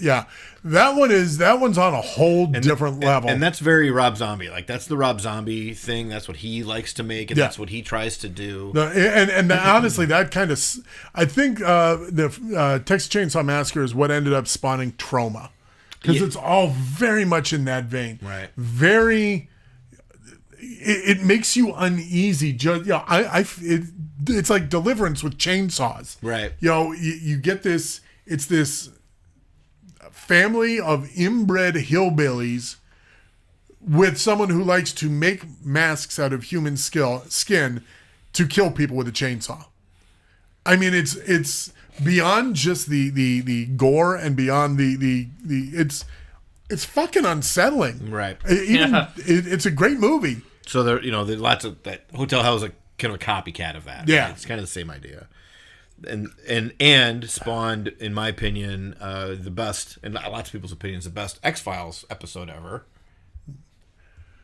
What's the name of it? Hotel Hell. Drop it. It's called Home. Okay. And I that's wasn't gonna where get that. they go to this house, and I can't even remember why they had to go to this house, but it turns out it was an inbred family, and they get into the house, and there's booby traps all over the place, and they've never left the house because they're all inbred, and they almost get killed because of the booby traps all over the place. And it's the big reveal at the end is that the mother that they thought was dead was she was unable to. She had no limbs basically, and she was unable to move. And they kept her alive underneath a bed on like a crawler. And then they kept having. She kept having babies, and none of them survived because it was this horrifying inbred house of horror basically. Right. So that was basically it's kind of Texas Chainsaw Massacre. So if you ever look up X-Files, greatest X-Files episodes, it's usually top 5. That one episode is. Because it's creepy and scary. Yeah. Another thing I want to talk about, a horror movie that actually hasn't come out yet that I want to see when it does. It's the next Edgar Wright movie. I think it's Last Night in Soho. Last Night in Soho. It looks, that's the new Edgar Wright. Yeah, but he's the director. Right. Yeah. Who's the actress? I don't know, but she Anya was the Taylor- leading Queen's Gambit. Anya Taylor-Joy. Anya Taylor-Joy. Yeah, that's it. Taylor, whatever her name is. Yeah, so Anya Taylor-Joy. Yeah, correct. So I want to see that too. That seems so bizarre and conceptual. And Yeah, it's one of those like it could be great or it could be just kind of garbage. But my girls are interested in it too, so I'm probably gonna go with them. But Cast looks pretty good. Because yeah, it looks Diana Riggs in it. it looks well done. Diana and, Rigg. That sounds familiar. and I love me some Matt Smith. Matt Smith. So yeah. Diana Rigg. She just recently passed away. Oh wait. Oleana Tyrell. Yes. oh yeah, Yes. Okay, so we know you're not into slasher horror. You want beyond like the first one. I'm just not a big horror movie guy to be Really? very honest. Yeah, like What did you think of The Ring? Hang on. like I'm like whatever. It's fine. Like I can appreciate them Sure. often, but it's just not my dig, man. I just don't care. Like, I get that. It had some spooky stuff in it, and it was kind of cool, and I get it, but it just doesn't do anything for me. Heather's the same way. She does actually. Stacy hates them, but she yeah. just doesn't like anything scary. Right. So. That's I exactly. can appreciate them. God, we really did marry Kind the of, same yeah, pretty fucking much, woman. yeah. No, Heather. In fact, she upset our daughter earlier by asking her. It's like, when did you start watching horror movies? Maybe that accounts for your, the issue. The goth phase. Yeah, I'm like, no. It's the goth phase. I'm like, Marilyn Manson didn't cause Columbine. Right. Ozzy Osbourne didn't Video really bite the heads of games back. didn't Right. do. Yeah. That's not it, No, that's honey. not it. Stop that. Well, and, like when the newer kind of genre movies, like speaking of Anya Taylor-Joy, The Witch, really like that movie. Kind of Okay. the more atmospheric kind of movies Sure. I really like.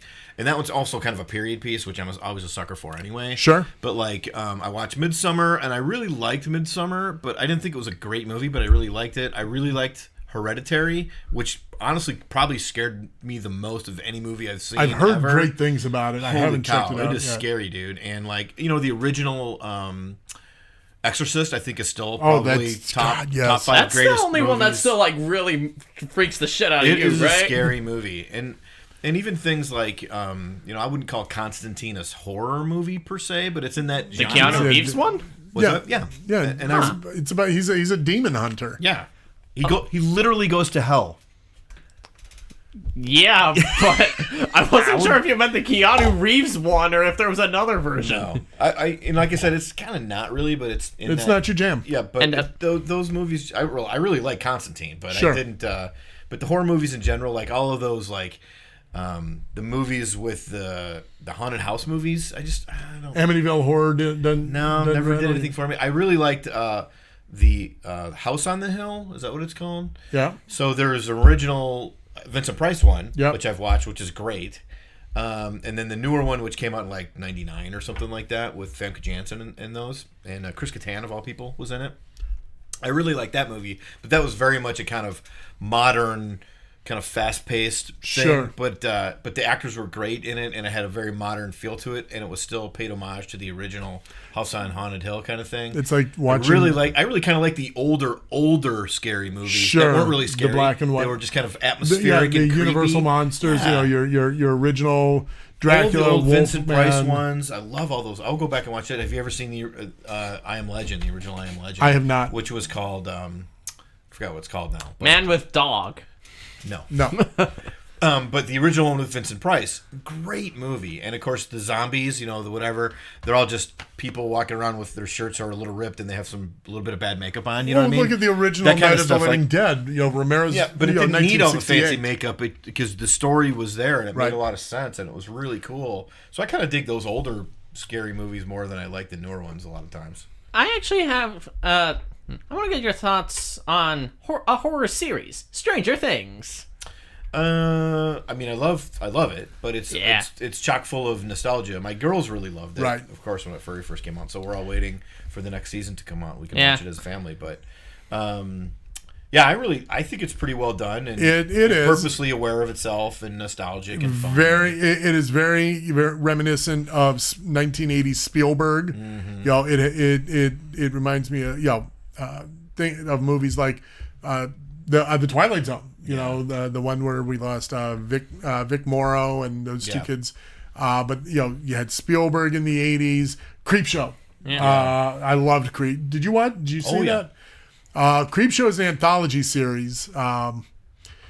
Stranger Thing is very evocative of 80s type of horror. Yeah. But not the slasher genre. And it's directly referential to those. Like Yes. it's literally taking exactly some of those lines and those stories And those beats. And, the Terminator guy in the most recent season, the kind of Russian guy that walked around like this and had Arnold Schwarzenegger hair, and who could never be killed. Like he was totally the Terminator, right? Right. Like all of that kind of stuff it's pulled directly out of our lives when we were your age. I kind of remember who you were talking about. Purpose.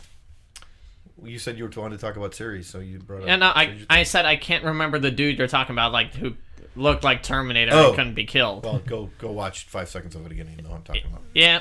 Just the kind of German, the Russian. I think they're Russian. Right? Yeah, they Russian were soldier Russian. that was running around. He looks exactly like Arnold did in the Schwarzenegger. Right. in the very first Terminator. But Right.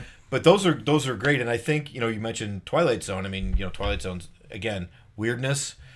I think that's probably why I prefer those older style shows because I was brought up on those shows. Right. So I watched every single episode of The Twilight Zone. with my mom Yep. when I was a very young kid. So I wasn't a 2-year-old watching Jason, but I was a 10-year-old watching Twilight Zone. We watched it every weekend. We watched The Outer Limits. We watched the Alfred Hitchcock Hour. We watched all of those black and white, old school, because there were a bunch of them back then, right? I've watched all of them. They were great. Good evening. Good evening. Yeah, the Alfred Hitchcock hour was great. Yeah. I loved it, and Outer Limits was my favorite. And I liked Outer then Limits more, as I got a little bit, I watched all that stuff when I was young, and then as I got 10, 12 years old, that's when now I'm starting to watch. I started watching my horror movies at 10. I saw The Thing when I was 10 or 11 years old. The Thing and what's that? I said that explains so much. Yeah. Oh, I went to a lock-in at the Youth Activity Center on base, and that night they showed us the Thing and Friday the 13th Part 3 in the same night. I was 11 years old, and I'm like, right. wow. I remember my This dad. is your parents are like, yeah, go take care of our kid for the night. Yeah, that'd be exactly. great. Come get me. But that little did they know that I went, this is awesome. Yeah. Well, especially The Thing as a boy. I mean, boys all love that show, man. Meanwhile, when I was a little younger than that, I was kind of traumatized by The Nightmare Before Christmas because of Oogie Boogie. Seriously. He really was. I couldn't show him Harry Potter for Traumatized years. by Oogie Yeah, Boogie. yeah. Actually, the Harry Potter. I was traumatized by that until I was 11. Yep. And kids are so different. So my daughters went completely. to Great America last week.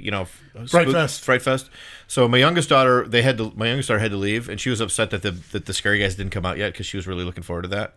And then my oldest daughter stayed, and then the Scary Guys came out, and she had to leave. She's like, I can't handle it. Because they're too on you and in your face, and she gets a little bit anxious about that kind of stuff. She doesn't like people grabbing her and getting in her space. So she's like, we gotta go. So they left. Years ago, And they're just the complete opposite, right? Years ago, a buddy of mine got a gig. He worked there for a summer, and he got to dress as Darkness from Legend. Oh yeah. So the Tim Curry role with the giant horns and the backwards goat leg, the goat yep. legs. He dressed as Tim Curry. That's automatically going to be hit. Oh, it was really awesome. So do you have so you really prefer the older horror movies? I mean, for me, The Thing still stands up. That's still it. I have a soft spot for 80s. Like you said, the first ones are always the best. Right. Mrs. Voorhees was better than anything Jason fucking did. And I always love the behind the scenes. An American Werewolf in London. I just rewatched that again. Yeah. I remember that. That was great. I mean, that was because it was the first time they'd done those kinds of special effects, those practical special effects. I mean, the Thing was all practical as well, on a much different level. But when you're trying to make a werewolf, everybody knows what a werewolf should look like, and so trying to make that transformation look real was really cool for the time. Nobody knows what a crazy gooey alien looks like. So just make it really gooey. But they did it really well, right? And I became fascinated with behind the scenes with the guys like Rick Baker, with the guys like Tom Savini, and I know it's Rick Baker and Stan Winston. Those three, they pioneered so much. It's like, like someone was saying, it's like there's the scene in the first Friday the 13th where Kevin Bacon dies, where hand comes across his forehead, and from underneath they an arrow comes up through his throat. And they're saying, so they had it hooked up to a giant syringe. And it's like, okay, so Tom drives the arrow through, and I'm going to push on the syringe to push out the blood, and the syringe just pops off the thing. So I just quickly thought, I just went, and he ended up with the blood mixture all over the place. Yeah. But his quick thinking, all of a sudden they got an arterial spurt, just completely by accident. I became so fascinated with how did they do that? Like the making of Thriller, where you got to see all of Rick Baker's secrets on how did they, because those were all the same tricks they used in An American Werewolf in London. Yep. Same time period. And when you talk about The Thing, did you see the Thing prequel? I did. So the big deal with that was, of course, they created all the practical effects and filmed a bunch of the practical effects, and then threw them all in the garbage and did it all CGI, which when you go back and look at the practical effects, it just makes you angry, right? Yeah. Because it would have looked so much better. Yes. Why did they? And the CGI was I've heard it described as video game quality, right? It was like watching a video game monster run across the. Wait. I didn't think it was horrible, Yeah, but for the it's- time, especially it's at least 10 years old now. Wait, right? when did this movie come out? 2009. Oh, 2010, video something games like that. were not that good back then. Right, and that's kind of the point, right? Right. It looked like a video game, and instead of the practical effects. But I saw who knows why they had to do that, and if it's political in nature or whatever the case may be. I think it might have been because they saw Dark Knight and how well they did Two-Face's CGI, and they were like, "Oh, okay, let's try that." Right. I have no idea, but it was one of the rare sequels that I thought lived up to. But how can you go wrong when you remake the exact same fucking story that they did with the first? I mean, Right. literally, it was the same story. The only difference is at the end, the creature turns into a dog, so it can run over to the other camp and be discovered Right. as a dog. But to defend it, that was the point, right? Right. That's all this thing wants to do. It just wants to get away, so it's going to do the same thing. So when it gets itself in almost the exact same situation, it's going to do the same thing. Yeah. And that's what it does, and that's why it's so scary. Now, of course, we already knew the story, and we already knew the thing was out there, and we already knew what it did. So it tried to recapture that That sense of dread. that who goes there, story, Right. and you can't do it, right? You can't catch lightning in the bottle twice. Right. So they really should have tried to do something drastically different with it, in my opinion. But then you end up with Prometheus.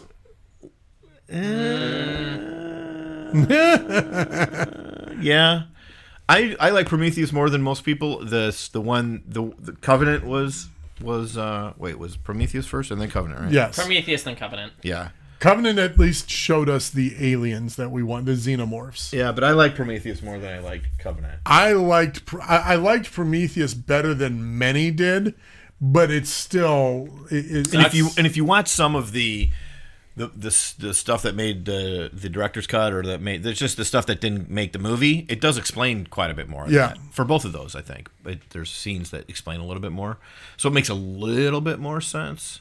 But Prometheus was a little bit more, not world building, but origin. No. You got some origin story and world building in Yeah, that one. that's Covenant, what it was. Covenant. I don't know. It was fine. Like the whole thing annoyed me. As I'm watching it, I was annoyed. So I think that had a lot to do with it. I really like Prometheus as I watched it. Sure. And then after the fact, I think about it. You kind of look at the plot holes and things like that. I got a little annoyed after, but I really liked it as I watched it. I'm a big Noomi Rapace fan too. Like I watch anything that she's in.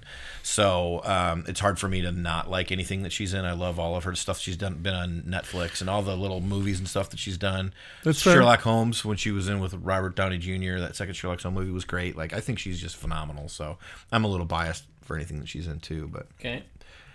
anyway, I'm a sucker for all things horror. My only exception, I loved the first Saw movie because it was kind of that morality play. It's like what Would you like to play a game? yes, it was, and again, the first one was good because it was a new idea. right. And then it's like let's see how clever these traps can get. It's like, okay, come on. And I didn't even think the first one was all that clever. It had some interesting ideas Right. in it, and any of those torture porn movies, not my Yeah, thing. Hostel, no. was the Human other- Centipede, no. Oh. Good God, no. Personally, where I draw the line when it comes to horror, dolls. I will not watch any of those Chucky movies. You need to watch the first. You need to watch Chucky. Hell no. Again, the first one.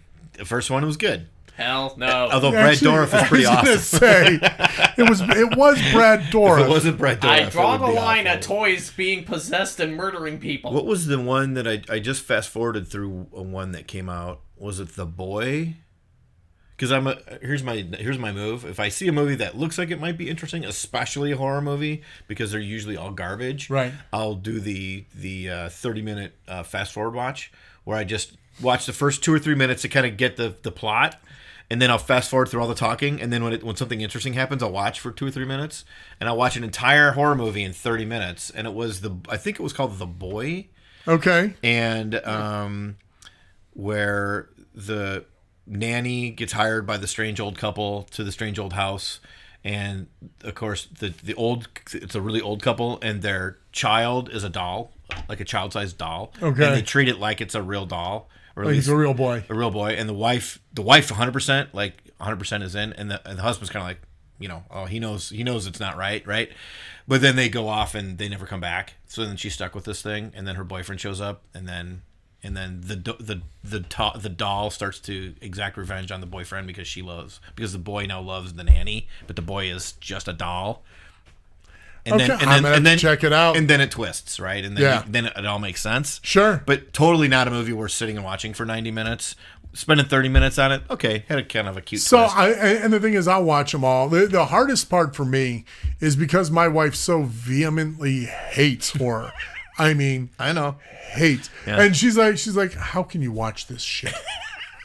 I mean, not just... Tell me how many Hallmark holiday movies you're going to watch this season, None. honey? She 17? fortunately she doesn't watch that shit, but she does watch like the BTS in the soup behind the scenes stuff. And she right now her thing is everything Monica Lewinsky because they did impeachment. She that's her thing. It's like okay, and I don't get it, right? But that's okay. Yeah. But the difference is I don't give her shit because I don't get it. Right. She's like, really? You're going to watch this shit? Mm-hmm. Oh, my God. It? Really? You're going to watch it? I'm like, yes, I'm going to watch How did we it. not talk about it tonight, actually? I liked it a lot, yeah. I remember I read the book and years and years ago when I heard it had dirtiness in it. And then I watched the Tim Curry It when it came out, and I was like, well, that was weird.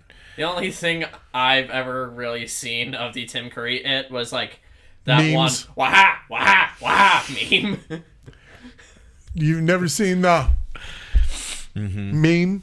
Come on. No, not really. No, Tim Curry. Tim Curry is brilliant in that. The rest of the cast, John Boy was played. Was he Richie? No, he wasn't Richie. Well, he was the main character, Bill. wasn't he? Yeah, he's Bill. But yeah, it's okay. I mean, it was what it was at the time. Yeah. The new one, it takes it to a whole new level. So good. Yeah, it was really good. Yeah. How you doing, Warlock? Good to see you, brother. Especially when they can do, they did the actual kid cast so well, and then adult cast matched them so well. I thought it was really well done. Bill Hader was a He's perfect. Wasn't he perfect? Apparently, Peter Skarsgård actually managed to scare him on set by actually doing the eye thing because Hader thought it was CGI. He's and he was the creepiest clown of all time too. So yeah, it was good. Beep beep, Richie.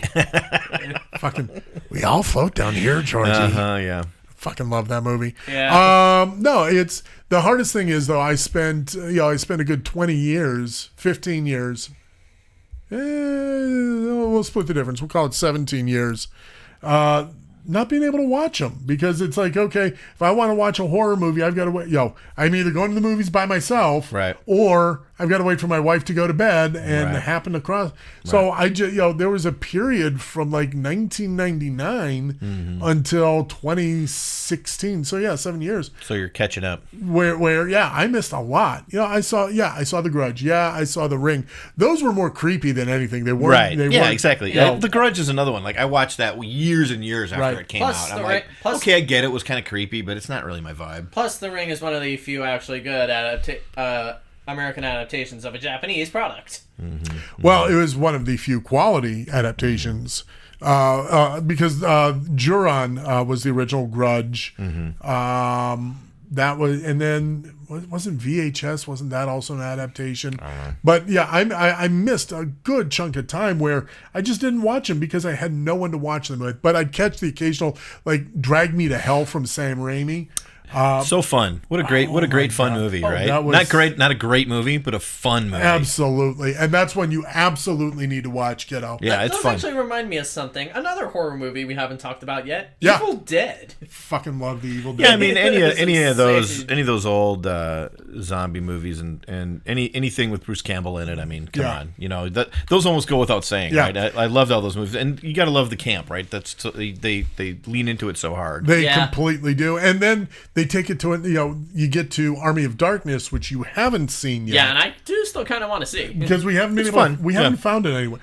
This is my boomstick. Right. You need to see it just for the memes, more than anything else. Exactly. So buckle up, bonehead, because you're going for a ride. Because you're the meme king. So you have to see the origin of all these memes. Hell yeah. Triangulation. And I especially, honestly, it's a small thing. I just love Ash Williams' groovy.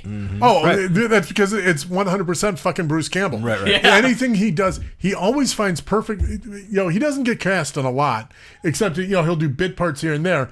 But when he's cast to be front and center, Bubba Hotep, Right. another great example of him being perfectly cast. It helps Warlock. maintain the illusion. Talking about Tim Curry being an absolute nutjob, phenomenal actor from It to Rocky Horror. Tim Curry is a god. He is a god among men. I would go gay for Tim Curry. This man was legit able to. This man legit subbed in for Palpatine after the original voice actor died in Clone Wars. Yep. You've got the Star Wars connection. Clue alone, he is I forgot about that. genius in. What was that? He is the best part of so many bad movies. Apparently, he also voiced the bad guy in a Scooby-Doo animated movie. I believe it. Yeah. He was in the movie Oscar, where Sylvester Stallone played a mob boss. I never saw that. That was terrible. Tim Curry was phenomenal. Wait, he was the concierge in Home Alone 2. He was the concierge in Home Alone 2. He was, it was, God damn it just slipped out of my, it fell right out of my brain. I had it right there. Fell right out. Fell out of my brain. Are you sure But your brain yes. didn't just fall out? It very well may have. So I mentioned he was, and then, so we did Clue. He was Legend, of course. He was genius in Legend. Nominated for Best Makeup.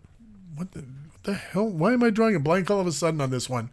What was the one that I said to you just a minute ago before Joy mentioned Scooby-Doo? Something with Sylvester Stallone. Oscar. Annie. He was Rooster in the movie adaptation of Annie as well. Jeez. That's a deep cut right there. No, we're not talking about Nick Cage. We're absolutely not. We can talk about Nick Cage in the Color Out of Space. Oh no, Which my will- eyes! Which, my eyes! which will bring me to H.P. Lovecraft, which of course is my favorite horror writer because I love all the space horror. Did you ever see, did you see the show Lovecraft Country? Oh yeah. Absolutely. I've read the Have book. you watched it? I've seen some episodes. I'm sad that they're not doing a second I season know. of it, but I There was- read the book. The book is great, and the show is really, really well done and really, really good and really freaky and creepy and Yeah. and Oh, it's that not so whole- much that- creepy, but it is freaky. Like I really liked it. The body swap episode. That was- where oh my God, where they That was look away material a lot of the no time. shit. Oh my god. It's like, But yeah, I really like that, and HP, and it has every bit. It has all types of. You've got the body horror of that one. Right. You've got the cult horror in the first couple of. It's got every type of horror imaginable. monsters running around. There's the kind of and the way they juxtapose that versus the horror of the reality of life. You know what I mean? That's kind of the whole point, right? So once they moved into the house in Chicago, yeah, really good stuff. I thought that was really well done. Yeah. I wish they would do another one. Oh, and you guys remember when they tried to make an X-Men horror movie? X-Men horror movie. Oh, New Mutants. Exactly. That was garbage. Yeah. I haven't even seen it, and I know it's bad. It was so horrible. Yeah. I can't even say anything about it. It was so awful. Again, another Anya Taylor-Joy movie. And that one it's- also had Maisie Williams. Yet It another did. Game of Thrones. She played Wolfsbane. Yet another Game of Thrones actress in Yeah. an X-Men movie. That movie had so much. I mean, I don't even know that it had. was- The story might have had potential, but I watched the movie. I'm like, there was no saving that movie. Like, there was no way they could have just made that movie better. Like, it was just a garbage movie. I was sad. I thought it was gonna be sad, good too. because they kind of advertised it as a horror movie, and it wasn't at all. It was not a horror movie. It was not scary. I didn't think so. Like, there was nothing scary about that movie. Here's the thing. Well, as we get further down the timeline, it becomes harder and harder. I used to say I'll watch anything once, but now there's so much out there to watch. That's what I said that when we had cable. Your new television was on TV. Your cable was used for movies. You didn't have there wasn't original content on 40 different platforms. So now it's kind of hard to watch everything. Yeah. Well, there's too much. My friend Ryan from the store, Ryan Croson, he I think it was 2019 because it was when we were still meeting at the restaurant across from the store. Right. His resolution that year was to watch 100 horror movies that he'd never seen before from start to finish in 1 year. And I think you ended up with like 118 or something like that in that whole year. And it was anything, you get the Shudder channel, and there's more than you can ever. And, and the thing was, though, he was already a huge horror fan, obviously. Right. So he'd already seen all of these movies. So he couldn't repeat anything. He couldn't see anything he'd already seen. Sure. So it was all brand new movies. Well, not all brand new movies, but all new movies to him. But actually, we went to go see Color Out of Space at the movie theater with Ryan.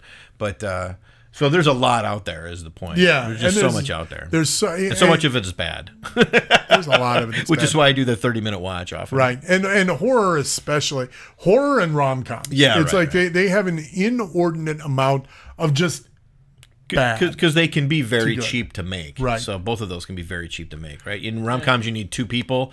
And you could even pay both of them a bunch of money, and so the movie's only going to take a few $1 million to make it. Because you only have to pay Meg Ryan and Tom Hanks. Hanks. Everybody else can just be nobodies, right? It doesn't matter. You only need to get Amelia Clark and other dude. You just have to have the kooky friend, the kooky girlfriend, and the rude male friend, and that's really all you need, right? Yeah, and you can make any kind of rom-com you want. Right, and the love was in front of them the whole time. Yep. Yeah, Set it in Christmas, and boom, you got a Hallmark movie. That's when you hire Marky Post. The last scary movie my wife saw, like legitimately scary movie. What's it? Which is I think why she never will watch another one. We went to go see Blair Witch at the theater. Which is a whole other. You could have an episode on just Blair Witch, right? And apparently there was like a really bad sequel. Well, have you seen the original Blair Witch? No. Okay. So it would be hard to watch now, especially if you've seen any found footage movies. But it was a first. We watched that movie, and then I had to go to my car, which was out by the woods. So that was not even woods, just trees. Yeah. So I was like, I'm just gonna get my car and drive away, and then. Our friend went home to her apartment, and there was she was moving out, I think, and so there was no furniture. So she got into the apartment, and her roommate had gotten into the apartment first and stood in the corner, faced the corner. Jesus and she walked in, which you'll get if you watch it. If you've seen Blair Witch. Oh, that's funny as screamed. Shit. So it's pretty funny. And Stacey got home, and she ran into the apartment, and she got there before I did, and turned on every light in the entire apartment. Yeah, we've got to watch it. You, me, and your sister need to sit down and watch that. There are a million things I need to see, watch, and play, man. That's a movie you need to sit down in the dark. Make sure that it's very dark where you are, and you're sitting and you're watching and you're focusing. My daughter likes to watch movies. Her friends go, "Oh, watch a scary movie," and then they just go, beep, beep, beep, beep, beep. I'm like, "You're not watching a scary movie. You're just chit chatting." Right. Oh, look at how funny that is. I'm like, because you're not watching it and getting the atmosphere of it, right? So I told her, I said, if you're gonna watch Blair Witch, you're gonna watch it with me, because we're turn off all the lights. And we're going to have no sound, and everybody's going to watch. And then you get scared. I do want... because don't turn on video game and watch it. No, there's a dumb parody Blair Witch video. It was a Vine I once saw. The Share Witch Project, where instead it's just a girl walking through, dark house. And then she just sees this dude who starts singing, "Do you believe in love?" And she freaks out. I wonder how much that's going to ruin my Blair Witch experience. That's all you'll Not think at of. All. And yes, they did do a Spanish really awful is a good movie. Blair Witch sequel. And then I think they did a reboot or something. So the sequel, or like 20 years later or something. See, here's the thing. There was a sequel, and then there was like a 20 years later, I think. I don't remember the 20 years later. I could be making that up. I do remember Blair, the Blair Witch sequel. Here's the thing that so much of Hollywood doesn't fucking understand. Why is Boba Fett one of the coolest characters in Star Wars? Because he looks awesome. He didn't say hardly anything. You don't know where he came from. You don't know nothing about him. Right. He's mysterious. Exactly. And then all of a sudden, when you make him, he's a clone of Jango Fett, and you give him all this, it's like, well, now he's a shit character. Yeah, but you put him in but once you see him in action in Mandalorian, he is still badass. Right. But what Hollywood, the lesson Hollywood doesn't learn is that mystery is a good thing. Right. And the problem, and part of the problem is us, especially nerds. Mm-hmm. Holy crap, we're terrible about wanting to know every little detail. What's Tell me the backstory? Right. Yeah. We need to know. There can't be a bit left over of just mystery. You don't know. We need to have it all spelled. And I've been guilty of it over the years as well. I think every nerd has had that thing. Yeah. Okay? But some of the best characters you don't know a damn thing about. All right? The Good, the Bad, and the Ugly. What do you know about the guy with the man with no name? Right. You know fucking nothing. It's literally the man with no name. Right. You don't know his name even. Doc Holliday. You know nothing about Doc Holliday in Tombstone. Right. Other than he's a gunfighter. Right, and he's right. damn good. Leave some of that mystery keeps... Or it's like- the bride from Kill Bill. You know nothing except she's on a revenge quest. Right. Until you find out why. Right. Yeah. And even then, that one was better. But Warlock brings up, it's like how Michael Myers was scarier when he didn't have a clear motive for every move he took. That's exactly right. Michael Myers, they referred to him in the original script as the Shape. Because he's just a shape. Right. He is mystery. I think that's how they refer to him in the credits of Halloween Kills. They do. That's all. Yeah, exactly. In fact, I'll challenge if you like at all those first movies of the horror, the Friday the 13th Part 1, the Nightmare on Elm Street Part 1, go check out the movies that made us. They're really they're like 40 minutes each, and they're fantastic to watch. I watched a few of them. And they've got a whole. The one with Jurassic Park I watched. We haven't watched. I saved that to watch with Joey because we haven't had the chance to watch that yet. Back to the Future's up there. Yeah. They did one on Elf, which was fantastic. I love that movie too. But yeah, it's something Hollywood likes to overexpose, overextend, and once you do that, it kind of loses the mystery. That's why. Once Freddy became the wisecrack, and it's all about what clever line can Freddy say. It's like, that's not fucking scary. Right, Or like in Solo, we didn't need to have an origin story for all of Han's stuff. Right. Yeah, exactly. And Freddy Krueger, by the end of his run, he was on fucking didn't he have a show on USA there for a while? And he had action figures, not put out by some little brand thing. It was Freddy Krueger was the mainstream. Right, and it's like, he's supposed to be terrifying. Capitalism. Yes. Yeah. And that's a lesson that Capitalism ruins everything. Remember, visit elrickhobbies.com and go to Grognard Games. this is why we believe in the small business. That's right. Support small business. Support small businesses. We ready to... It sounds like you are. Yeah. All right. I'm okay signing off now. All right. Well, thank you for that. All right. So, once again, though, Warlock, you missed the beginning. The beginning. We've got a sponsor. You're going to see a code come up here shortly that you're going to be able to use to get 10% all of your hobby basing needs. Yes, New Nightmare was brilliant. So we're going to log off now. Next week, we're going to talk about Daredevil, movies, TV, comic book. He's one of my top 2 Marvel characters. It's Spider-Man and Daredevil. Throw Batman in, you got my top 3 comic book characters of all time. So we're going to talk Daredevil, and I'm looking forward to it. So thank you very much for joining us tonight. We appreciate you. We love you. I'm Tony. I'm Joey. Grognard Todd. And Pasquale, who's not here, says thank you too. You had us And I'm monologuing. Pasquale. Well, if the camera were there. Yeah, we don't I even know. have the camera on the thing. Yes, I know.